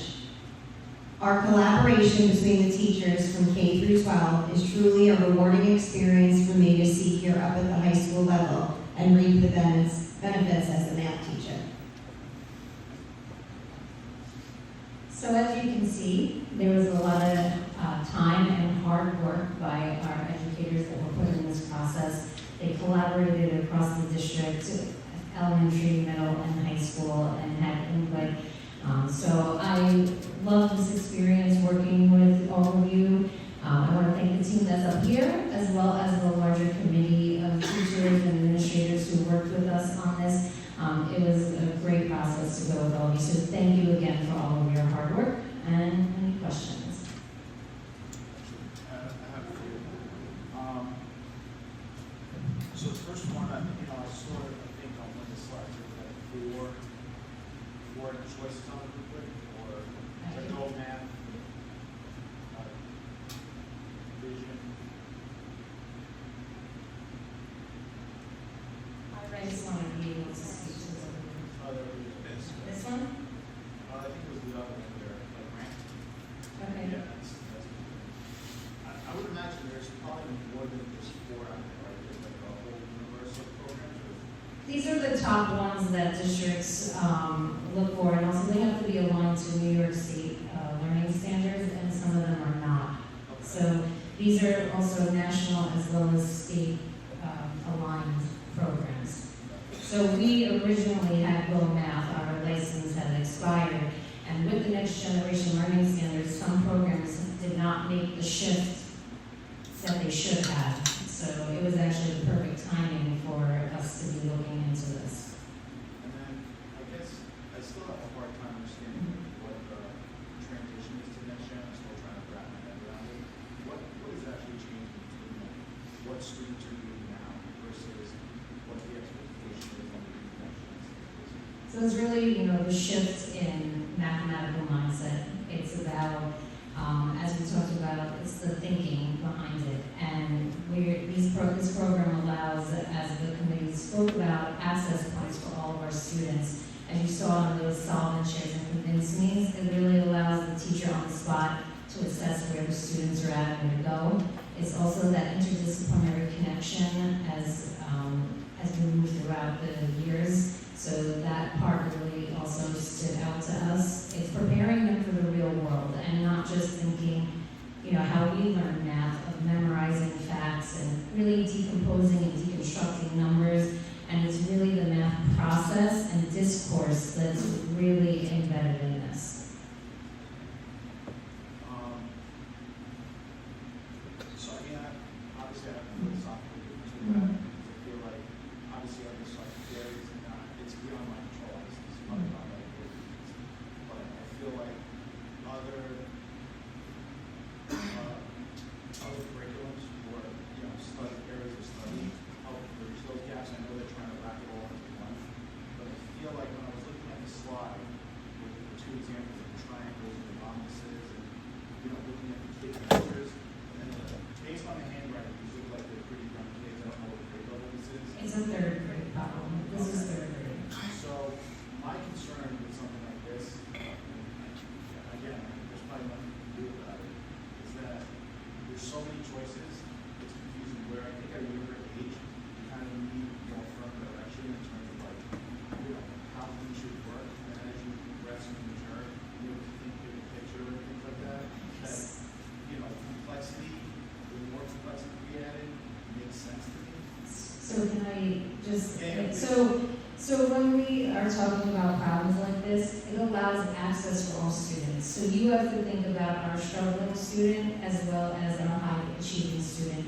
So this part allows the teacher, so the solver allows the teacher then to know how to differentiate the instruction. So this student retained information regarding angles and polygons. And this student we now know is still struggling and hasn't really necessarily made that connection. So this is an access point, and that's what they truly love the committee about this program. It was giving them more opportunities to see how to meet the needs of their students and differentiate. And that's when Magna Math also then comes in play of being able to really individualize the instruction and assignments for students. All right. What's the purpose of the 140 languages? So there are a lot of languages even here in Plainedge. There's not one dominant language in our E&L population. So they try to meet the needs of every single, there's different dialects of languages. You know, we have, in my past career, you know, even before Plainedge, you know, you might have somebody fluent in a language, we'll say Arabic, and there is another dialect of it, and it's completely different. So for us, Envision as well as Magna Math have the translation to languages that we just don't necessarily have the resources, which will help our students even more acquire the English language. I mean, English is not my first language. My concern with that is, obviously, a healthy child understands math outside of the English language is important, but I'm hoping that something like this actually helps bridge that back to learning English, so that, you know, obviously, if you want to be successful, you have to obviously master the English language, so that's my main concern. Hopefully, that's part of the program as well. Right, and that's why this was another big focus, is academic vocabulary is a big focus of this program, as well as the next generation learning standards, to use it across all different disciplines. So the more that they acquire the knowledge of vocabulary, the better our students will then. The goal is to then obviously have them be able to do it in English, but in the time being, they're able to then see the English translation. Mrs. Maggio? I just wanted to thank you guys for keeping the next gen standards at the forefront, because there are many districts on Long Island who haven't made this shift. And I believe, I mean, I know I was talking about it, we're supposed to, and it's amazing that so many districts have it. So thank you for that reminder, because to all of us that we need to do that, and thank you guys all for coming at it from that perspective, because, you know, I'm looking at a lot of veteran teachers here, and I'm just so excited to see the excitement you have for this, because change isn't easy, but the excitement you're showing is contagious for us and children. Thank you. But I do have a question about Magna Math. Ma'am, is it similar? Is like IXL going to go out? Is that going to take? Well, I'm a little. So we haven't come to a conclusion on that quite yet. We are still surveying and getting feedback on it. So Magna Math has different capabilities, and it is specifically aligned as well to the New York Next Generation Learning Standards, so that was something that was very important to us. Also, with Magna Math, it has the embedded lessons in it for teachers as well, so they could supplement material there. And it was really important too at the high school level, because not a lot of programs meet the needs of the high school program, where this was, you know, all teachers were very excited, and that instant replay, as Mrs. Valoff had mentioned with the sports term, it is really a game changer in the classroom to be able to have student work anonymously put up and have those discussions around the mathematical concept. It was truly something that just stuck out to everybody. Thank you. Thank you all very much. Thank you very much. Thank you. very much. Great job.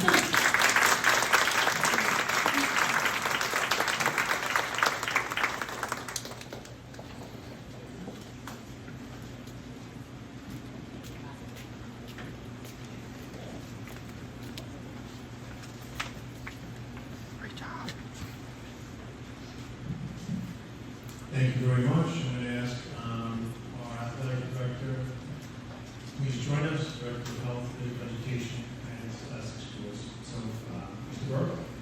So, first of all, thank you very much. Just giving an update where we are with the fitness center. As you know, we began this journey probably a little over 10 years ago. basically looking to build facilities that were exemplary, that were to meet the needs of both, obviously first our educational programs and then the community as well.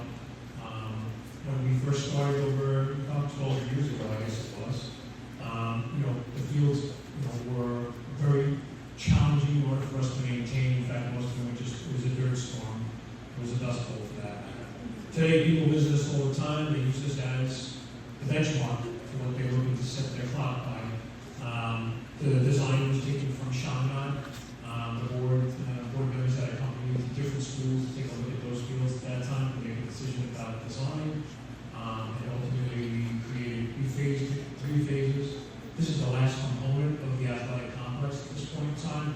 This also has major significance to this board because one of the things that is a fact is that 2/3 of the people that own homes in this community do not have children in the schools. So many times we hear from people that are saying, what's in it for us? We still pay our taxes, we continue to live here, we're happy to support the schools. This actually is one of those answers. Adult education will continue to thrive and grow. At the same time, we'll be looking to do something that's not been done in regular public schools. There are some test cases that are out there, but we're about to open up, and I want to talk a little bit about that. So I'm going to talk about where we are today, and actually I'm going to turn it over to Mr. Burke.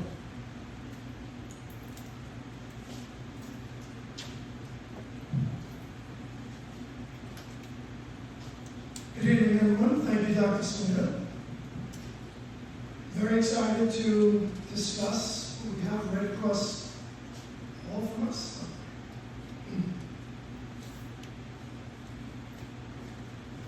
So, going right into it, we have a few goals, as Dr. Slinger was explaining, and we have 3 parties we're really concerned about in the community: our students, our staff, and our community. So that if we can bring that all together and make wellness for all, it would be fantastic. So number 1, we want it to be student-centered. So the goal is we want our children to leave here after K through 12 to be able to exit and support a healthy lifestyle. Next, sorry, Doc. Next was community and staff access.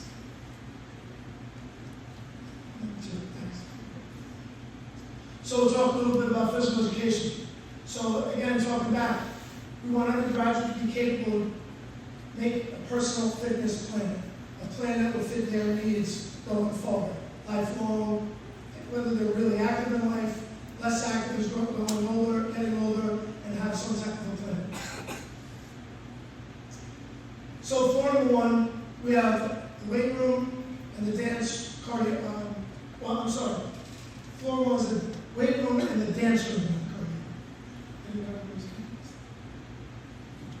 Every Planet grad will be comfortable being in any one of our rooms.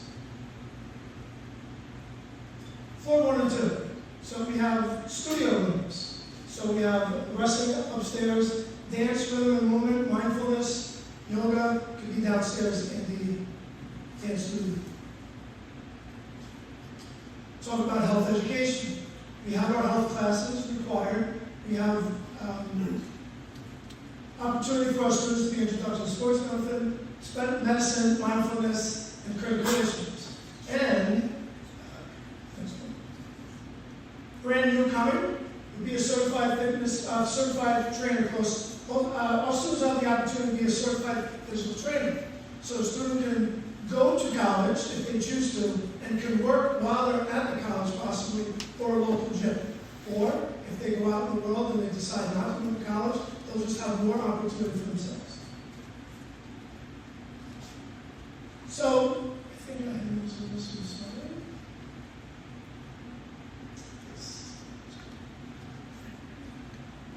So, going into a room can be intimidating, but going for our athletes, it's a little easier for them, and we'll talk about going further. But really excited about this, that we use TSI now as our athletic trainer for the caring of our athletes. And it takes a lot of care for our children, whether it's concussions, ankles, whatever it might be.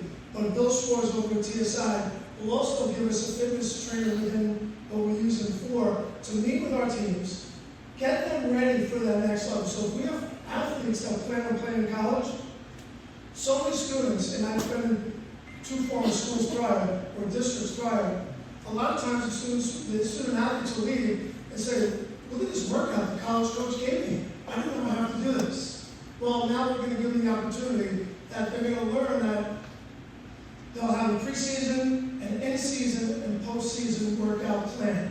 It's not to burn them out, but it's just to have a gradual during the season. Many times, athletes will be in a season and they're losing some strength, believe it or not. You know, sometimes the soccer players, the legs are building, but a lot of times the upper body is declining a tiny bit, a small percentage. We're not going to let that decline. So we'll have our strength trainers checking in with them a couple times in the season, but the coaches will have them in the 2-week meetings. Fitness center hours at this time, you know, I tell people all the time, we always start small, we always build big. School year schedule for is 1 and 2. We are going to have open workout periods for staff from 2:30 to 4:30 and students. So chaperones will be provided for supervision. Priority is going to be given to those people that are fitness trainer certified, phys ed certified, and New York State coach licenses. Summer schedule, floor 2, be opening in August, Monday through Friday, 5 to 10 p.m. Reservations via district app for community staff and Plainedge High School students when community access program goes live. Obviously, we're looking to give people the opportunity to use what they pay for.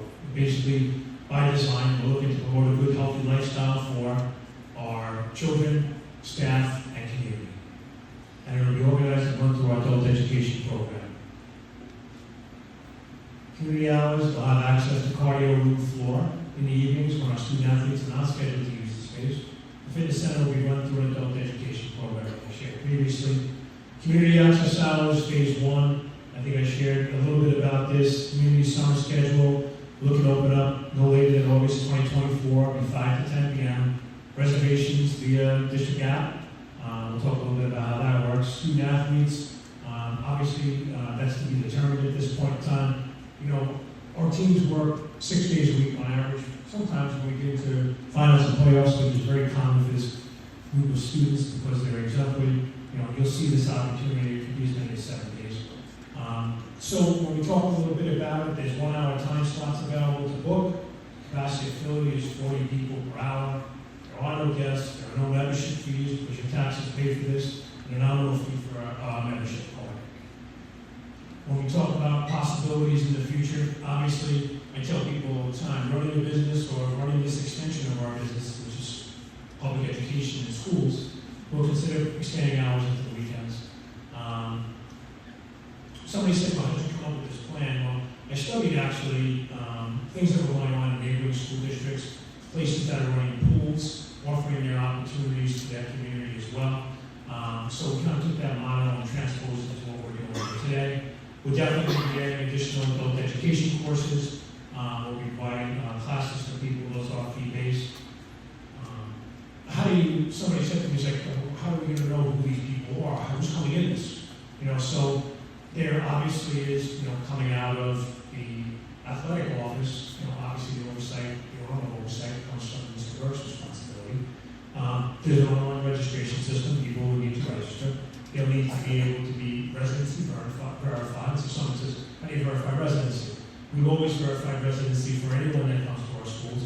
We'll be able to cross-reference it back into the database and take a look at that. They'll get a fitness ID card. Once it's been approved, they'll be sent a link to download the app and to have a registration with a temporary password to change it the first time they get on, and that will be sent by our office staff. And then finally, they'll download it and you can reserve your session. Very similar to the way many gyms are running, especially that was brought about by something that no one ever expected in life, which was COVID. Right? That's how gyms started to operate, where they actually were booking spots. We'll be booking spots and enrollment, so we'll be looking at that. So I wanted to update the board and kind of let the community know as well where we are and where we're going. There will be student workers that will work the center.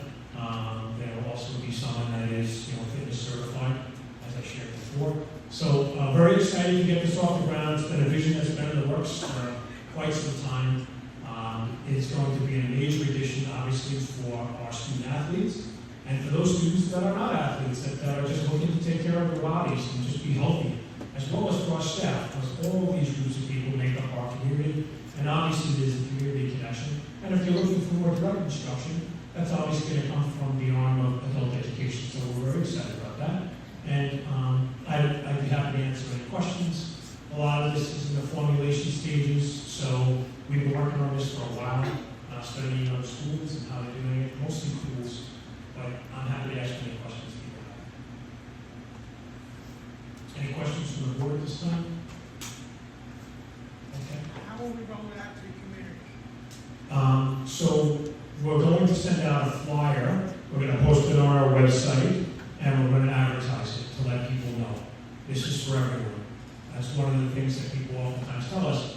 One of the issues with the database that we use when we send out parent square or remind messages, although Remind is being phased out at this point in time, they're avoided by parent square, is that we're only targeting those individuals with students or staff that are in our schools. So it's a very limited population since 2/3 of the people don't have children in the schools anymore.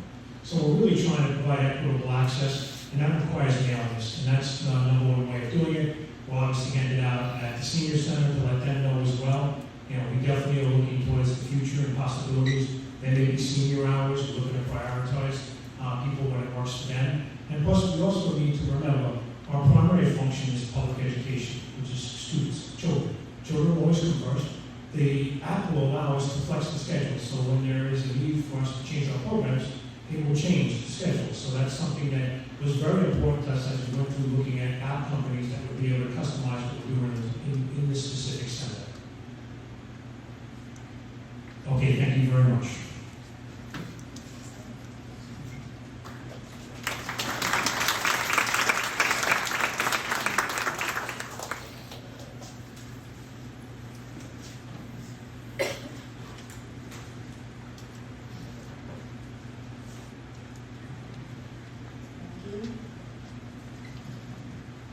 Do I have a motion to approve business items number 1 through 34 and 36 through 46? Madam Chairperson, at this time, I'd like to introduce addendum number 47, awarded bid number 2306, Meeting June additional operations at Pennage High School, as written and prepared and in front of the board this evening for your consideration. We got this in just this morning, the finals from our attorneys, so we're ready to move forward. This is a year-long process, so as soon as we get this started, this is the how we'll finish. So I would ask, as amended, for the board to consider those items. And yes, So do we have a motion to approve as amended, business item number 1 through 34, 36 through 46, and item number 47 as an addendum. Mr. Paris, second?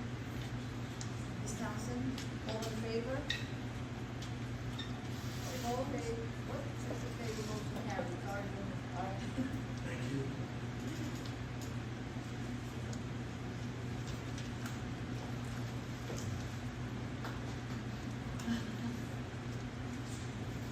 Do I have a motion to approve business item number 35, the agreements for the following personnel? Director of Facilities 3, Assistant Business Administrator, Transportation Supervisor, School Lunch Manager, Supervisor of Learning, Teaching and Assessments, Administrative Assistants, Human Resources, District Clerk, School District Auditor, Deputy Superintendent, Assistant Superintendent of Business, Assistant Superintendent of Curriculum Instruction, Assistant Superintendent of Curriculum Instruction. Do we have a motion? Mr. Paris, second. Mrs. Maggio, all in favor? Opposed? Abstained? 6 in favor, motion carried. Do I have a motion to approve business item number 35 for the agreements for the superintendent of schools? Motion, Mrs. Maggio, second. Mr. Paris, all in favor?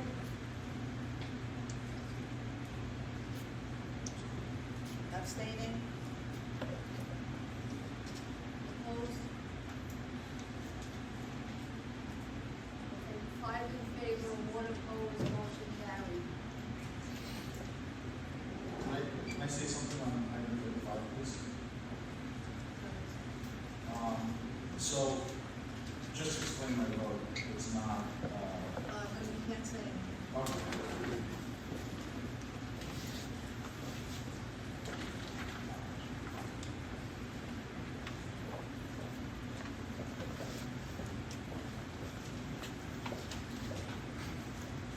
Item N, this is an opportunity for board members to present on attendance or participation at school and or community events.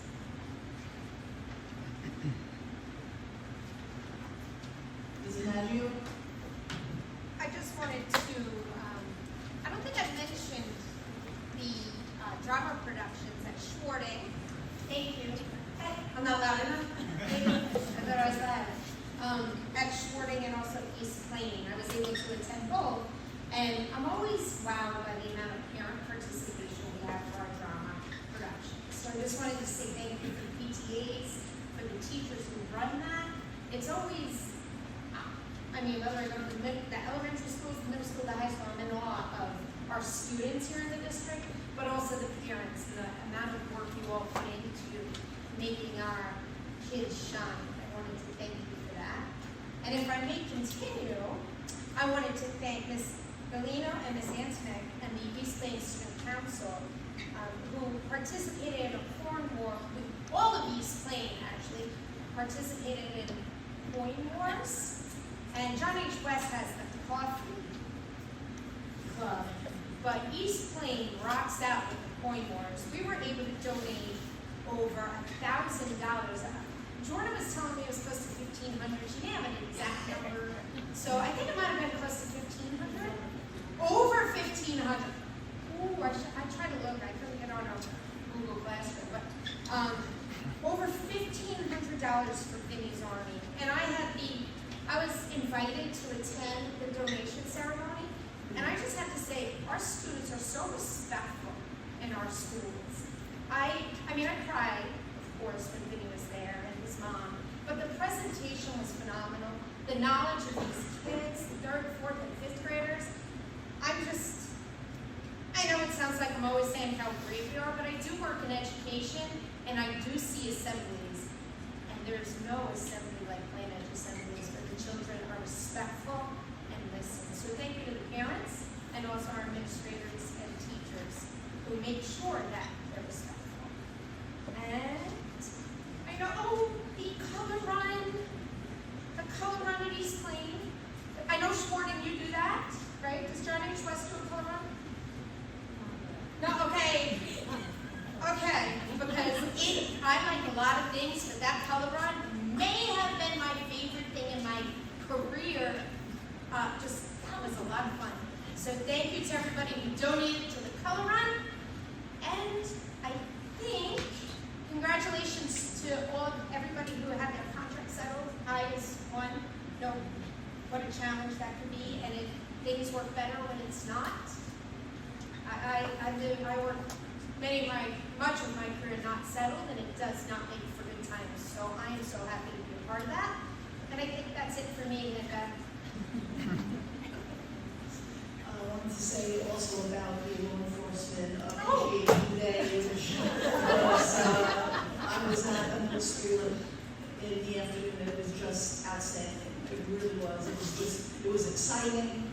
It was patriotic. It was commemorative, and it just was great to appreciate such amazing people that put their lives on the line for us every day. And they were so excited. All the officers came, and everyone was so excited. And the students were they were so excited to greet everyone, and it was fabulous. And then all of the concerts that we went to, you keep forgetting, I keep thinking of a holiday show, but these were the spring concerts, just outstanding in every way.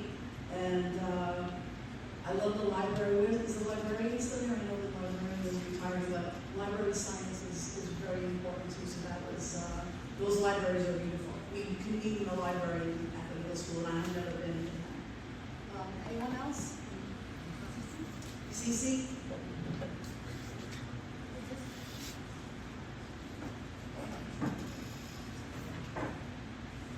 I just want to say that it's really been a pleasure working on this Board of Ed with so many people who are very passionate about education.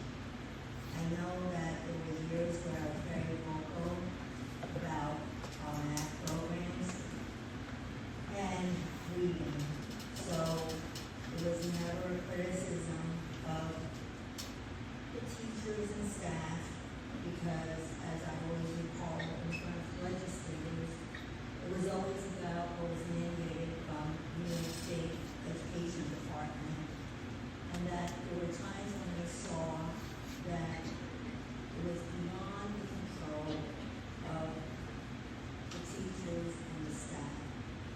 But I know that the efforts we made on this board,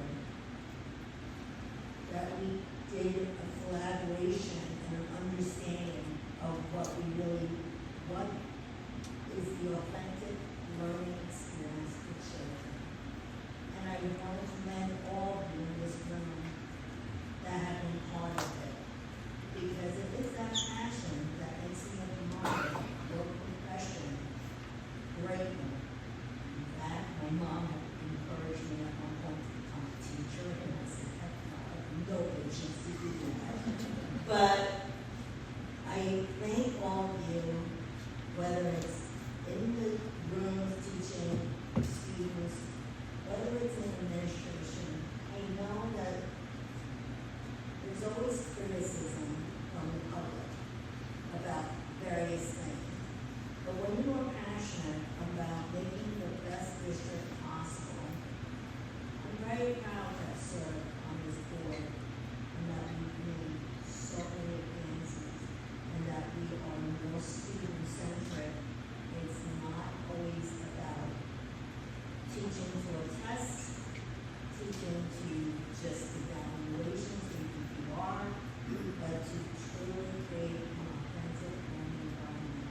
I thank all of you for allowing me to be part of this for the last 9 years. Thank you.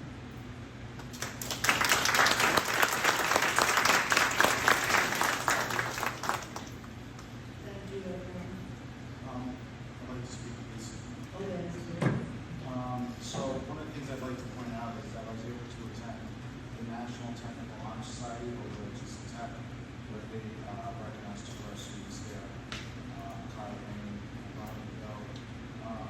You know, it's quite an accomplishment to be able to be evaluated into the National Technical Honor Society, so I just wanted to recognize them. Also was able to attend the National Junior Honor Society event in the school, and that was a nice event that was put on.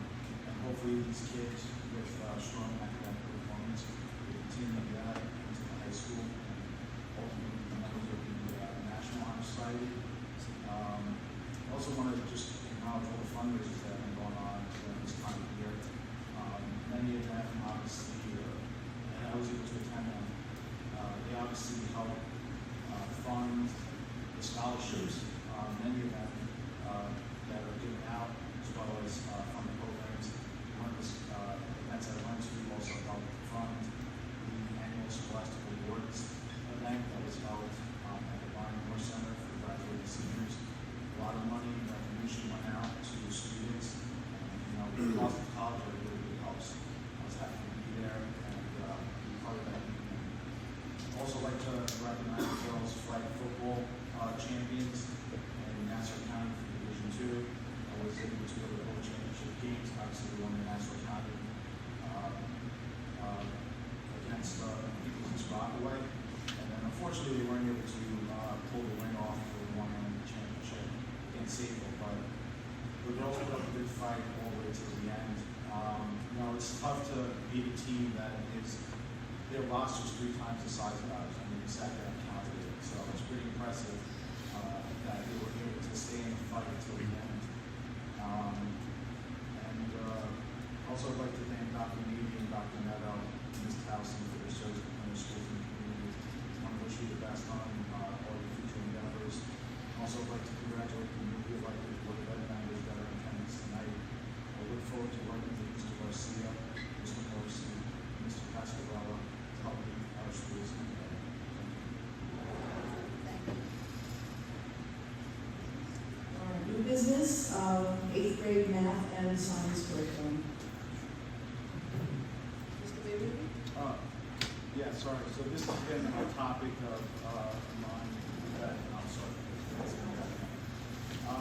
This has been a topic that's weighing on my mind for a while. It's something I've been pretty interested in helping to pressure, additional thought around maybe opening up additional sections for Math 8. You know, as a parent who has kids going through the middle school program, one of the things I know is that although we have a Math 8 class and there's obviously a Science 8 class, yeah, that's just like one section that's available to our students.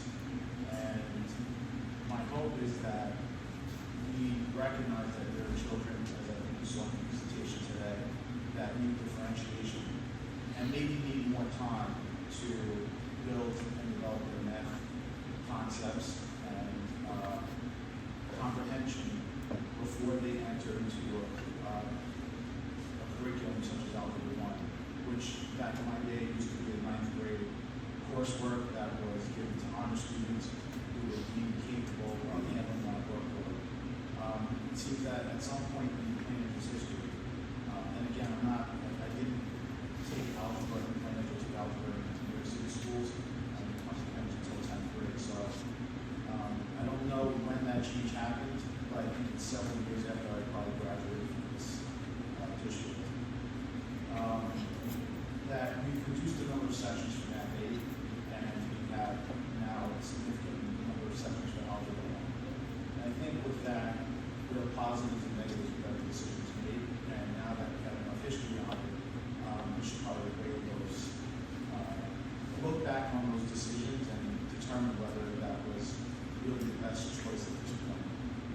I have a few reasons why I think that allowing for additional Math 8 sections makes sense. Why maybe not Algebra 1, 8th grade, is good for everyone. So some of the points I'd like to make is obviously the cognitive readiness. Being in Algebra 1, 8th grade, we demand a higher degree of cognitive abstraction and problem-solving capabilities compared to conventional 8th grade mathematics. This could lead to increased stress and anxiety among students who are not ready for that level of coursework. And with that being said, obviously we talked about mental health a lot, and I have a lot of parents that I'm friends with that have gone through Algebra 1. And the amount of stress that we have placed on our students who maybe are not ready yet, I think is unfair. I talk to parents, and me being one of them, I have 6 kids, all of them with varying capabilities. But I talk to parents who have gone through Algebra 1 and earth science in 8th grade, when their children probably aren't ready for it. And the amount of stress that we're putting on our students, I think, is unfair. These kids, like all children, want to succeed in life. They want to make their parents happy. When you're struggling, you feel like you're letting your parents down, and that's a horrible feeling. What I would say to that is, you know, as a parent, you're always looking to try to help your children, right? You don't want them to feel that way. So you find yourself in a predicament. One is to spend enormous amounts of money on tutors to try to help them stay afloat. The second one is you'll probably try to have to relearn mathematics to teach your children the concepts that they're not really able to grasp. Or the third one, unfortunately, the child's probably going to fail or not do really well, and that will carry over to them in high school. The argument that two advance two classes from 9th grade material to 8th grade material is a huge cost savings is valid. But again, I think the point is, what's the cost benefit analysis of that? I mean, we are talking about 2 classes that, you know, in college, you typically 3-4 credit classes depending on which university you go. It is real cost savings, but again, when we're talking about mental health and the way children feel about themselves and their abilities, you know, I don't know if it's worth that. So that's another aspect of it. I think, you know, what I'm asking the board today is that we re-examine the 8th grade curriculum for math and science, take into account some of these things that maybe has not been considered in the past, and possibly look at opening up additional sections. And the reason for that being is that kids who should probably be in Math 8 don't want to go, or if their parents want them to go to Math 8, they're unable to. And a kid not wanting to go to Math 8 feels wrong if they really feel like that's their best placement. Because there's a stigma associated with just having one class, one unit of Math 8. And kids don't want to be identified by having to go into that classroom because they're thought of less than the other students. And I think that's travesty. And actually, it makes me upset that this is something that's said about those students, and I think it's something that we should seriously consider reversing course on. That's it.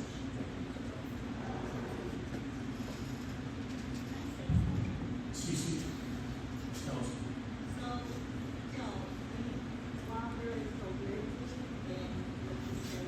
Sorry, Sissy, I got like a vent above me. I can't hear. While there is validity in what you say about the 8th grade math to a certain degree, I'm just a little puzzled because I understand where you're coming from, because at one point we had no math 8 at all at one point.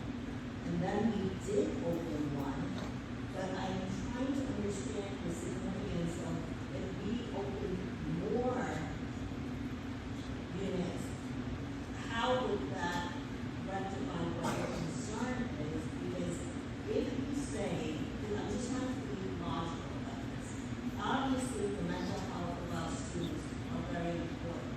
But if you're saying that they feel that there's a stigma to Math 8, how does opening more units or more classes of Math 8 solve that problem? Because that is within perception, and that's also something that should come from within the home and how a child perceives their own progress in school. I mean, I'm going to say something very personal at this point, because at one point for my own child, there was a time when I thought that the accelerated math was very hard for her. I mean, she managed to do well in 8th grade with algebra and with her science. So I understand your concern, because at one point I was also evaluating that and whether or not we could celebrate children so immensely. But you see, again, I have to look at things logically, because recently one of the concerns you and several others have brought up in the community is that we need to be compared or have standards with other districts. So how are we going to be competitive if we don't continue the course and have the numbers where we have those accelerated class, where we have high passing rates, or we have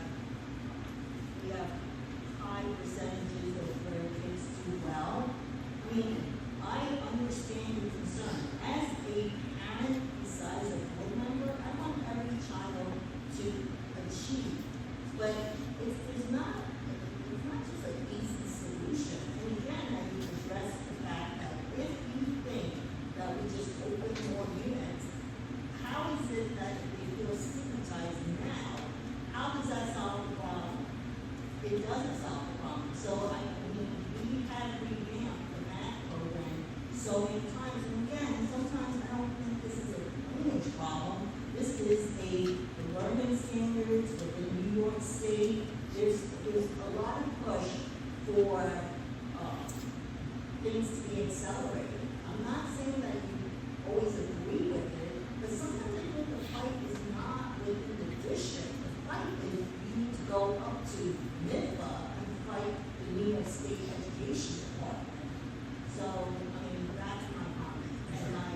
And I just want you to understand that, I mean, many years of me, I'm not saying that I'm perfect and I've done so much, but there's so many years that I advocated for us not to focus on the tests and not to always focus on acceleration. We have opened the unit because we did feel that we wanted to accommodate the children who did not feel they should be in accelerated courses. So we accommodated that because we felt the need, not because it was just pressure from parents. It's because we understood that there was a student body that couldn't do it, that it wasn't favorable for their learning. But again, I just want to know, how do you think that's going to solve the problem? Sure. So, I mean, I think I try to think of this rationally, and being a former statistics together, I like to think of, you look at the student population for the grade, and you look at it on the bell curve. Now, when you look at the middle of the bell curve, right, in one standard deviation away, that's probably where the majority of our students belong. When you look at two standard deviations away from the bell curve, which is both outer extremes, the tails, you will have on the right side of the bell curve students who probably belong in the honors class who should be taking Algebra 1 and those science. On the lower end of the curve, probably resource group, something like that. The majority of students should probably fall in the middle. So what that means is that when we're talking about stigma, what I'm trying to say is that what you have here is you probably have, and I don't know how many classes we have for math, but maybe we have, let's call it 6 classes. You would have 2 units for honor students, and then the remaining 4 would be your regular math aid and science aid classes. And so when you don't have just one class of students and 5 in Algebra 1, then the students who are in Math 8 are appropriately placed, and they don't feel bad about being in that class, which is, if you're in middle school, you have kids in the middle school now, they'll tell you they don't want to be in that Math 8 class. And so when we talk about stigma, that's what I'm referring to. The other thing I wanted to mention about Algebra 1, which I don't know, again, if this is changing with the next gen standards, but there's a tool out there where you can see what it takes to pass a region. So I know that we have a high percentage of students who pass. Basically, students can pass with a raw score of 35 as mentioned. It gets curved up by 30 points. So when you look at what it takes to get a raw score of 35, it's 13 out of 24 multiple choice questions right. You don't have to get anything. Can I finish? I just want you to know it's new regions, so we don't know any of that right now. But my point is not really about the regions. I'm saying. Oh, you did say the regions. So I did say that. I'm saying. Like the state keeps changing, and this year it's a brand new region, so we don't even know the score. Yeah, I know. They simplified it, but under the old one, my understanding is they've taken some material out of the Algebra 1. Maybe I'm wrong about that. What I'm saying is, I lost my train of thought. Oh, with the raw score. Under the old one, you only needed 13 of 24 about questions right. And then parts 1, 2, and 3, you didn't have to get anything right, you could still pass the So, you know, I'm not sure that that's really a good metric. I think giving kids another year of math education so that they can build up their foundation is helpful. Because also, as we saw in the chart during the K-12 math curriculum, there are classes called transitional geometry and transitional algebra that is to hopefully help them build a gap. So if you're a student who took Algebra 1, and now you need to take the transitional classes, you are now another year behind anyway from where you would have been. So like you really end up in the same spot because you could have taken Math 8, maybe taken Algebra 1 at 9th grade, geometry in 10th grade, Algebra 2 in your junior year, but now you took Algebra 1, you're not really ready for geometry, so you go to transitional geometry. And now you're basically in the same position anyway, because you weren't really ready to move on to geometry. So I think, again, we have to take a step back, take a holistic view of what we're doing here, and I think reassess whether we should open up more classes in that 8 and be able to do some of the other sections. So, however, I disagree with most of what you said, I want you to know that. Anybody who pays attention to what's going on in Albany today, the bill came out of committee today. There's a bill that will be in the next session to remove Regent's exams. It probably will be voted on in the next session. Anybody that knows, I'm pretty big on bills and committees. It actually came out of committee. That's unusual to happen that fast. It's been presented to the Regents. It'll be presented to them probably next week. Probably voted on next session. I believe next year Regents will not be a requirement to graduate in New York State. It looks like it has the votes to be voted down, and the whole Regents system will be localized, and you'll be coming here and anybody will vote. I understand what everybody's saying, but I think the Regents is something we should really focus on. Any other comments? Thank you. All right, old business, there is no old business. Informational reports, do I have any questions on the informational reports? Opportunity for public comment, all comments are directed to the Board of Education President, each speaker is limited to 2 minutes in total. Each speaker is expected to use the microphone and clearly state their name.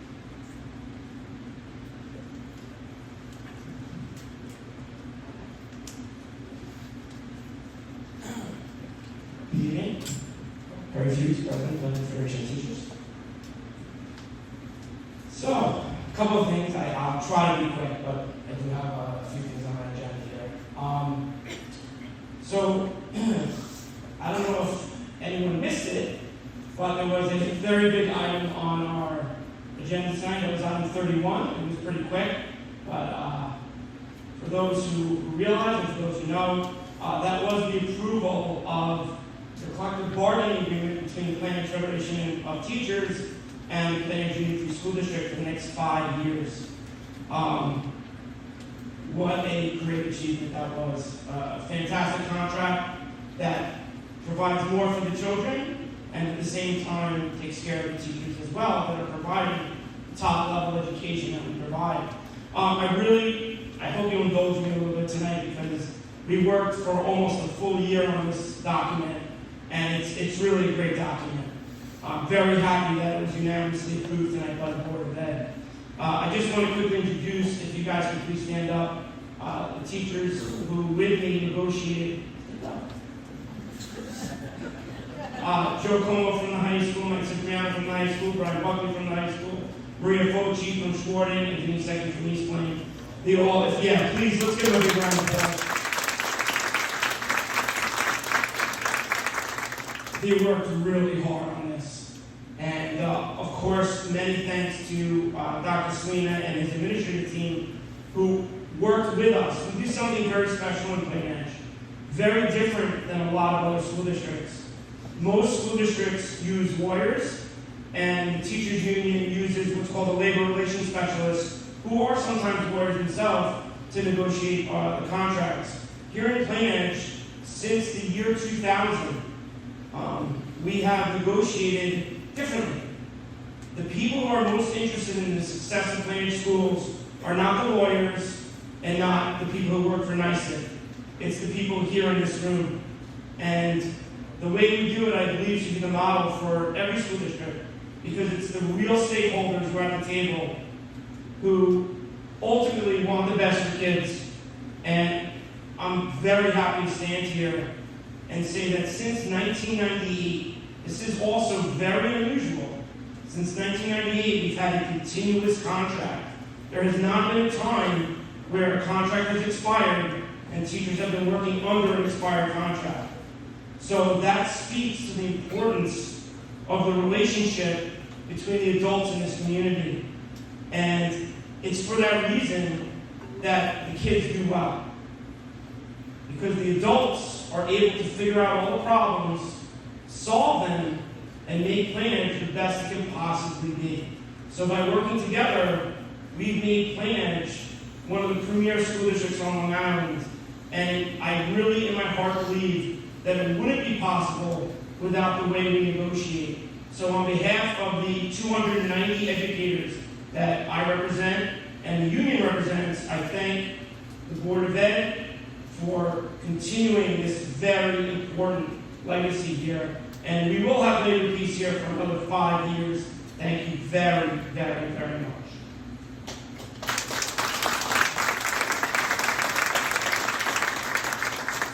Okay, really quick now. I do want to send a very important thank you on behalf of the Plainedge Federation teachers to Ms. Townsend, Dr. Miller, and Dr. Naney for your many years of service to Plainedge. Because of you, Plainedge is better today than it was many years ago. So thank you very much. I want a quick shout out to the community, an update on our big Adventureland fundraiser. We sold nearly 600 tickets last night. It was a beautiful evening. I happened to be lucky enough to be there and give out all the tickets, and I saw a lot of happy faces. The rides, I saw kids who were telling me, I went on my favorite ride 20 times. That was great. It was only Plainedge last night. At the same time that we did a great thing for Plainedge, we also raised somewhere between $4,000 and $5,000 that was split with the PTA for our scholarship funds. Every year the PFT gives away somewhere in the range of $7,000 to $10,000 in scholarships, and it's all because of nights like the Adventureland and the Wizards that we do in collaboration with the PTA. We couldn't be happier working at the PTA president here. There she is. Thank you so much. Really, really appreciate it. She worked very hard, so I really appreciate all her hard work. And Vanessa, too.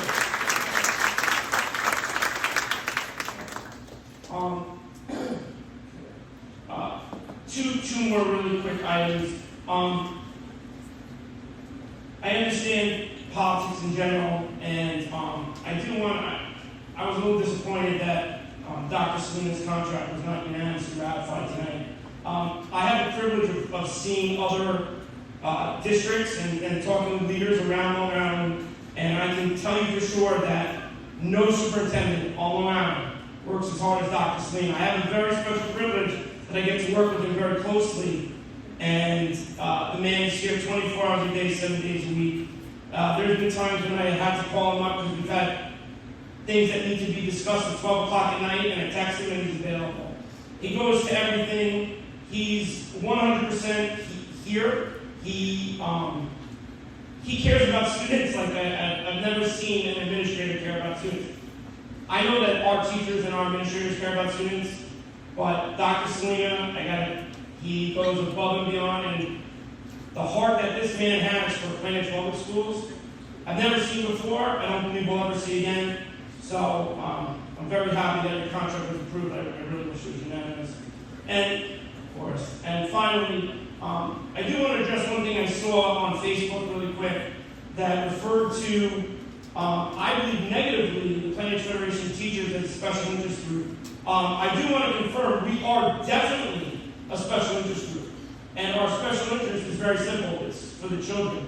Now, of course, as a union, we do advocate for our members to receive salaries and benefits that are comparable and competitive so that we can attract the best staff. But at the end of the day, our union here focuses on the kids. We always want to do what's in the best interest of kids, and that is our interest. That's the interest of the union, and it will continue to be as long as I'm president for many years to come. We will continue to advocate for kids. So I'm kind of hopeful that in the future, if people were to put on Facebook that we're a special interest group, it would be in a positive light and not a negative light. Because like I said, we're all here to do the right thing. The right thing is to do right by kids. All the time, 100%. Thank you very much for your time, and I apologize for coming over tonight.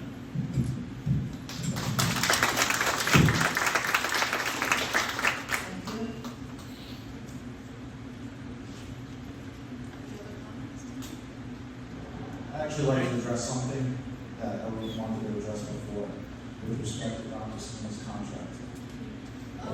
I'm going to speak, please. So what I wanted to say about that was that the reason why I voted no for that is not an indictment on Dr. Selena, with a philosophical viewpoint on how contracts should be handled. It's a 5-year contract. We're 1 year into a 5-year contract. That means there's 4 years left. My point is, you don't renegotiate a contract 1 year into a 5-year contract. That's all it is. It's not an indictment on Dr. Seuss's leadership. I agree with everything Mr. Perry says. I think Dr. Seuss is a hard-working man, and he does well for this district, and I think he always tries to do what's in the best interest of our children. But that is not, the way I voted was not a negative on Dr. Seuss, but rather, again, a philosophical view on contracts. Thank you. Any other comments? Do I have a motion to adjourn the meeting? Mr. Paris, second.